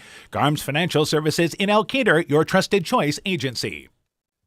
Welcome back to North Linn. Our final score, Edco victorious by a final score of 7-2. We're joined by North Linn head coach Chad Spohr. Coach, first off here, I think in this ball game, it's about opportunities for you guys. You end up leaving 13 on the base paths. I think you feel you had some opportunities in this game. Yeah, I think that's exactly what we talked about. But it's been a little bit of a problem all year, So it's just something that we're going to have to improve going into next year. We have a lot of people that are able to get on base, and just a little bit more of that clutch hitting, a little bit more of that really believing in yourself that you can drive the ball in, right? And then there's a little bit too much passivity when we had those opportunities. All right. The other thing is it was only fitting that Skylar Benish got a chance in the 7th inning. You guys continue to fight all game long. Yeah. I think Skylar, probably in her heart, probably wanted to hit a dinger on that one, and she probably can change her swing a little bit to do that. But knowing that would only clear the bases and probably stop all the momentum that we had, we were like, just go up there and hit the ball hard, and she did. It just happened that they were playing her right up the middle and made a really nice play on. All right, let's talk about the game that Skylar Benish, Kenzie Bridgewater, and Scout Krugman had. Your top 3 hitters, they combined for 4 of your hits in this game. Yep. Well, that's kind of the way it's been all season, right? I think with the addition of Iris Benish, it's been a little thin as we go there, and we usually manufacture some runs. We had a mix-up on a call for the squeeze play at first. There's a little confusion on what was being called. It was actually a take on that pitch, but then it turned into a squeeze bunt, and then we were late on it, and then it kind of swung the momentum. All right, that was early in the ball game for your team. Yeah. But the one thing that I don't think a lot of folks realized is how many young kids you guys leaned on this year. Yeah, people don't really give us credit on that. We had the same makeup last year, 2 seniors, 2 juniors, 2 sophomores, 2 freshmen, 2 8th graders, and we had the same starting makeup this year. But that's kind of what you get when you win a little more often. But yeah, this was an experienced team, and they showed it. Tell me a little bit about your seniors. Man, that's going to be tough. The 2 very different paths. Skylar's been a starter since she was a 8th grader. Skylar's been a starter since she was an 8th grader. And since her 9th grade year, man, she came out, she was player of the year for the conference. This year she was co-player of the year for the conference. She's been the MVP of the state tournament. She's been on the state tournament team twice. She's 3-time first team all. I mean, you name it. But here's the deal. When it really comes down to it, she is the type of leader that you want on your team, because when she does something wrong, she comes up the next day, says, "Coach, can I talk to you?" And she goes, "I want to apologize for this," or she is really, really a well-developed human being at this point in her life. All right, tell me about your other senior. Jersey Payton's a different path. There was one point where, I wasn't sure that she was going to keep playing. She didn't really have a home. We kind of threw in the outfield and said, hey, play a little second and this and that. And then she was messing around and ended up putting the catching gear on and tried it out. And she actually could catch Ellie Flanagan last year. So over the winter, when we're able to do catching and pitching, we worked a lot with her, and she got a state championship team, right? Yeah.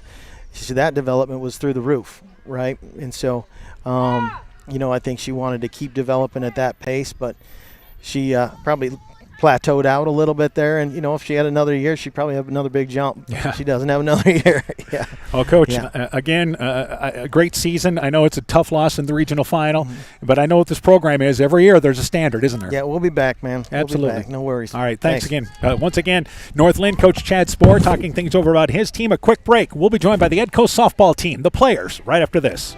Alameda Clayton REC provides more than just energy. They also provide ideas to help keep you safe. Nearly 2 in 5 U.S. homeowners will put themselves and others at risk this year by digging without calling 811 beforehand. Always contact 811 before digging to avoid service disruptions caused by damaged buried utilities. At Alameda Clayton REC, they care about keeping you safe. That's the power of human connection. Alameda Clayton REC, your Touchstone Energy Cooperative. Again, our final score, Edco heading to state, victorious by a final score of 7-2. We're joined by some of the Edco players. Let's start with Marin Golf first off here, correct? Yep. All right, Marin, first off, how did you do at the showing at the Delaware County Fair? I got 4th overall breeding heifer and champion Angus heifer. All right, congratulations. Thank you. All right, now let's talk about more important things. Yep. You're a senior going to state. Give us your thoughts. We've been losing in the regional finals all year, so this was really special because we really wanted it to break the curse, I guess. So. Well, and it's been North Linn. It was softball last year, basketball. Yep. It's always been North Linn, so we were down to beat them this year. All right. Obviously, you were 2 for 4 in this ball game. Took part in a run and an RBI in this ball game. Tell me a little bit about that. I'm just always trying to make contact, and if we always get a rally going. If someone hits it, we're all hitting it. So just trying to keep it going. Seems like you guys had a very aggressive approach tonight. Yes, we were ready to hit, and I think that's exactly what we did tonight. All right. What I like to do is ask all the seniors when this happens, what's it mean with this group of kids? We've been playing together for a really long time, so it's really special for us. We've never made it to state in anything, so to end with this, it's really special. So. All right, congratulations once again. Thank you. Thanks for joining us, Marin Gall there. And are you going to show at the Clayton County Fair? Yes, I am. All right, good luck there too. Thank you. So you got a busy couple of weeks coming up here. We continue talking here on our post-game show, and we're now joined by Claire Alvis. Claire, you had a big hit to start this ball game. Yeah, I mean, last game I was really nervous up to bat, so this time I knew I had to come around and really be big on the bats because being the fourth hitter, that's kind of my job. So you led with 2 hits in this ball game to drive in a run in this game, but what was the different approach for you tonight? I think the biggest thing was nerves. I mean, I knew that we earned or deserved to win, and we were going to go out and earn it. All right, tell me your thoughts on going to the state softball tournament. I am so excited. I mean, like Marin said before, we've never done this, and we've been playing together since forever, so we deserve it. Tell me about the group of girls. Oh, they're literally the best. We are like sisters. I mean, we do everything together, all the sports, and it's just huge, and it's great. All right, your thoughts on going to Fort Dodge? I'm excited, and I'm ready to keep going there. All right, congratulations once again, Claire. Thanks for joining us. Thank you. Claire Alvis, another senior, talking things over there. We continue here, and we are joined by Audrey Helmrichs. Audrey, first off, tell me about these kids. And I say that because you've been playing for what, 7-8 years? Yes, a very long time. Been playing 5 years.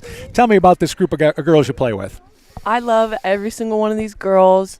We work so good together, and I just love that we paid off, like everything paid off, and it's just amazing. All right, obviously you struck out early in this ball game, which I did. doesn't happen very often, but it certainly added a couple of hits in this game, got back to normal with your at-bats. I knew after the first at-bat I would settle in. I didn't take it to heart. I moved on. That's all I had to do. All right, tell me about catching this ball game, and Rachel tonight really had to work. Yes, I love Rachel. She's worked so hard for this. I love catching for her. The he was a little all over the place, so she was struggling a little bit, but she pulled through, and I love that for her. All right, now your thoughts on heading to Fort Dodge. I'm so excited. I can't even believe it. It doesn't even feel real, but I'm ready to go. All right, congratulations once again. By the way, Thank you. Garnavillo representing. Yeah. All right, thank you.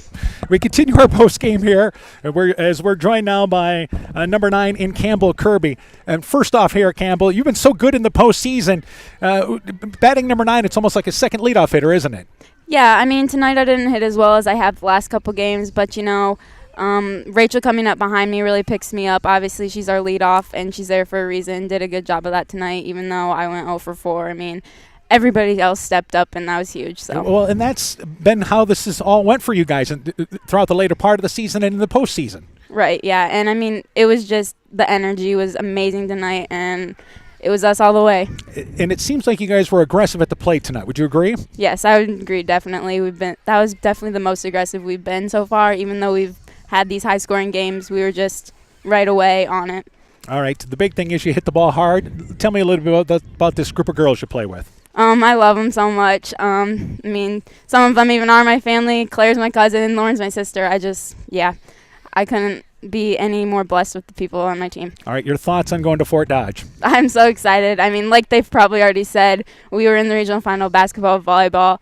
Finally, we got one, and I'm just so excited. All right, congratulations once again. Good luck in Fort Dodge. Thank you. Campbell Kirby, we continue. These are seniors we're talking with, by the way. We continue our post-game show, and we'll talk with the EDCO coaches as well. We're joined by Emma Stainer. Stainer, first off here, congratulations. Give us your thoughts on heading to state. Oh, gosh, I don't even know what to think about it. This is the first time we've ever been to state. Well, I have, and senior year might as well wrap it up with a good one. And it's a little different role for you because you actually are just playing defense for your team. Yep, Lauren stepped in. She brings it so well. Number 8 batter, she's right there. Our bottom of the lineup is stacked, and that's what got us in this postseason. All right, and obviously tell me about the group of girls. Oh, gosh, I don't even know. Our seniors, we've done a good job stepping up, and us 5 are really tight, and no seniors next year, and our sophomores stepped up real hard. I'm excited to watch them next year, too. All right, now, still got some ball to play. Fort Dodge, what's your thoughts? Oh, so super excited. I can't believe it's even here. On the bus, we were all talking about it, and we were hyped, and I think that's what got us through, our energy. All right, congratulations once again. Good luck in Fort Dodge. Emma Stainer talking things over about her team, and we continue here. We'll talk about one of the junior leaders now as we're joined by Rachel Eckelceder. Rachel, first off, a workman-type effort on the mound tonight. Tell me about pitching-wise. Yeah, it was really tough to find the strike zone tonight. gave a lot to Northland when we were up to bat, but I just battled through it. I knew that if I threw strikes that my defense would be behind me and I'd be able to get the outs that we needed. Spoken like a true pitcher there, right? Yeah. Should always get the pitch calls your way. Yeah, and especially tonight, he was definitely tight for me, but we started off with a good hit to get a run across the score first. But once we got 4-0 and then they scored that one, it just fueled us to get more, and we got more and more. And then after that, one more run after that, and then we were done. Like, we knew that once we shut them down and we got to the bottom of the lineup and threw Skylar and Kenzie, that we knew that we had it. How big was it to get you guys to give you an early lead? It was really good because I know that with Skylar and Kenzie top of the lineup that they're going to be tough, and you got to get them out using like your defense because you're not going to be able to strike them out because they're a tough out. So once we got that run across, I knew that if they scored one and tied us, that we'd be able to get another run across right away. All right. Obviously, I think you guys felt like you could do this. I mean, last year's loss in the regional semifinal, what you had coming back, you really felt this was possible. Yeah, on the bus right here, we were talking about it, and we got real pumped, and we carried that onto the field, and you could definitely tell. All right. Your thoughts on heading to Fort Dodge? We're definitely going to have to be ready like tonight, and we already know that the teams there are going to be tough because they made it to state, and we made it to state, but we're going to have to just battle them off. All right. Tell me about the group of girls real quick. Yeah, we definitely lost a lot with the seniors, but we have people coming up, and it'll take a lot to fill some of the spots, but we'll get it. Well, yeah, you still got games to play with these five. Yeah, we'll be good. But, yeah. All right, congratulations once again. Thanks for joining us. Congratulations on a good pitching performance. Thank you. Again, we continue here. We're going to continue here. We're going to talk with all the coaches involved in our ball game, but let's talk first off with Taylor Huber, the head coach from Edgewood-Colesburg. Taylor, first off. I've been sad all day. Congratulations. Thank you. Oh, man, that's fun. All right, tell me your thoughts. When you talked with the team afterwards, what did you talk about? Just I'm going to get emotional. I'm just so proud of them. I mean, we got 5 seniors, and then what do we got? 3-4 sophomores that started, and just I'm so proud of them the way they competed. I mean, they weren't scared. They were ready to go right away. I probably had more nerves than all of them combined the way it seemed. So just proud of their composure and their fight. The other thing is you were confident in your lineup, up and down the lineup, and that was the case again tonight. Yeah, huge, right? I mean, I think everybody got recorded a hit except for maybe Campbell in the very bottom, but she moved some runners around and did some stuff there too. So, I mean, Chloe, I can't even pick out like one highlight because we had so many clutch hits. Chloe goes 0-2. I try to bunt her. Goes 0-2, works it back to a full count and hits a rope to right center and score. I mean, in the 7-hole. Like, they're not expecting that. That right fielder's playing, way in. I mean, we just up and down the lineup. Nobody backed down. We came up with clutch hits all over the place, and that was the difference. They had runners on base and didn't quite find as many of those hits as we did. So. All right, let's talk about Rachel on the mound. I'd say a workman-type effort tonight. Yeah, I mean, that's a tough game. That he's tight, so it's hard, especially with, the way she likes to throw the rise ball. When he's not giving her that, it, makes it a little bit harder to pitch around some of those girls, but man, she fought, and our defense, did a good job behind her. We just had that one rough inning, but other than that, we were sharp. Throwing out Benish on a squeeze at home, I mean, that's unheard of. So, I mean, just defensively, we were awesome behind her, and she did a great job leading us. All right, so now you guys prepare for Fort Dodge. First time in 21 years that Edco's going back to state. Let's get your thoughts there on that. Yeah, I've been there as a player, so hopefully that might help a little bit, talking to these girls and getting them ready. But it's at this point, we got nothing to lose. We're probably going to come in as one of the lower seeds, but, we just showed we can hit up and down. We can hit any pitcher. So I'm sure we'll be ready. Our experience is huge, even though we haven't been there. Our girls will be ready to go. All right. We look forward to talking to you before the first round game. Good luck to you guys. Awesome. Thank you. Again, congratulations. Thank you for all year. You betcha. Edco softball coach Taylor Huber talking things over there about her Viking team, victorious by a final score of 7-2 in our ball game tonight. And we're going to talk now with the assistant coach for Edgewood-Colesburg, who I think should get a little mic time here. We're joined by Brooks Eckelceder. Brooks, first off, congratulations. Thanks, Dan. All right. You've had a big belief in this group of girls for a long time. Yes, these seniors I've coached them since 4th grade. through Little League, through basketball, through softball. I've been with them all the way through. And to watch them be one game away in volleyball and one game away in basketball, I said, this is your year. You're going to do it in softball. And they had that mission, and they came out and did it.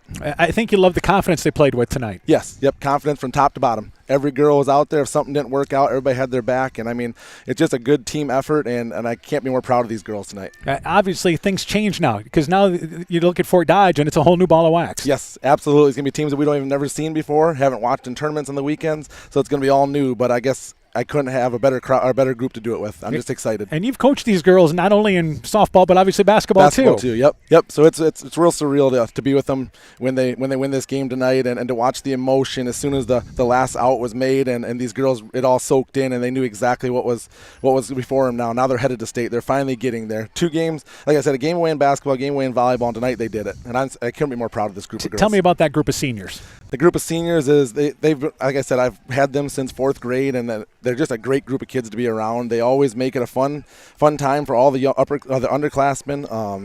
Like I said, it's going to be a fun week in Fort Dodge, and I'm going to take it all in and really enjoy this last week with them seniors. Congratulations once again. Glad I got you a little airtime tonight. Thanks, Dan. All right. Once again, that's Edco assistant coach Brooks Eckelceder talking things over there about his Viking team. Our thanks for those Vikings upperclassmen to join us here, the 5 seniors, along with Rachel Eckelceder, also Coach Huber and Coach Eckelceder. We'll continue our post-game show right here as we kind of roll in. Once again, Edco victorious tonight by a final score of 7-2, as they are now 29-10 on the season. North Linn drops to 29-14. I'm joined by Mike Sass once again, and first off, Coach Sass, because you're a longtime coach, still a coach, but you've been in big games like this, and what does it mean for this Edco team? Boy, it's just fun. You know, I remember as a player in high school going to state basketball twice.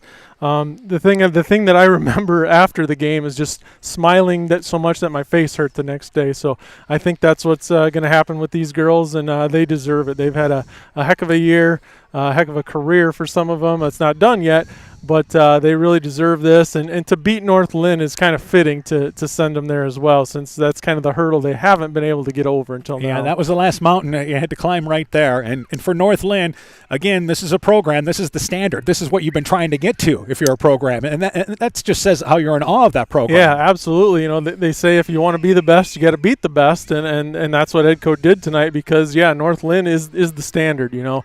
Any school would take the success and the program that they've built here. So that makes it a little extra special for Edco as well. And obviously you're going to the state softball tournament. There's only 8 teams there, and we know they got strong pitching. They've got a lineup up and down the lineup. You feel they're going to have an opportunity no matter who they play? Yeah, I don't. You know, I heard Coach Huber say they might be the lowest seed or whatever, but they're a really good team and they've got belief in themselves, and I think they can win a couple games there. All right, so that's our next broadcast. I believe it's on that Monday. We can this Monday, is that right? Well, I asked Coach Eckelceder there. He thought it would be Wednesday. All right. So if it is, I guess I'm done for the year because I'm heading on vacation. You'll be on vacation. That's right. So you had your vacation planned. Yep. And I guess we haven't looked ahead far enough, other than we get state media credential stuff. And I got it this morning about what to do. And obviously didn't get a chance to look at it. I just put it in a file. We'll look at it tomorrow. So if it is that Wednesday, good luck to Edco. You know, I won't be there. I wish I was. It's been a lot of fun covering them this year, but I'm sure you and I'm sure Coach Hammond will fill in, or someone will fill in, and you guys will do a great job. Yeah, we'll track him down there. I think Coach Hammond ready to step in as the baseball season for Edco, of course, is concluded. So, again, great job this season if we don't see you next week. Thank you. It's been fun. You betcha. Again, and the good news is you survived car rides. That's the biggest thing. Yeah, we've had some adventures this year. Oh, whether it's roundabouts or wrong directions or whatever, we've somehow made it through this season. So we still have state tournament action. You can catch all the Edco action right here on KCTN FM 100. Also on our website, kctn.com, on the KCTN app. And also, if you want to catch complete audio of this ball game, you can go to our KCTN YouTube channel. Again, Edco heading back to the state softball tournament, victorious tonight over North Linn by a final score of 7-2. For Coach Mike Sass, I'm Dan Behrens. My thanks to Ty Keenan for running our studio show. For a complete recap of tonight's ball game, highlights, scores, and more, go to kctn.com, click in the Sports tab. This has been a presentation of KCTN FM 100 Sports. When making up a to-do list, don't forget to include servicing your car at Edie's AC Delco Service Center in Garnavillo. Your car should have the best care, and Edie's will make sure of it. Stop in or call 964-2186 to make an appointment. Tires worn out? Well, Edie's can replace them.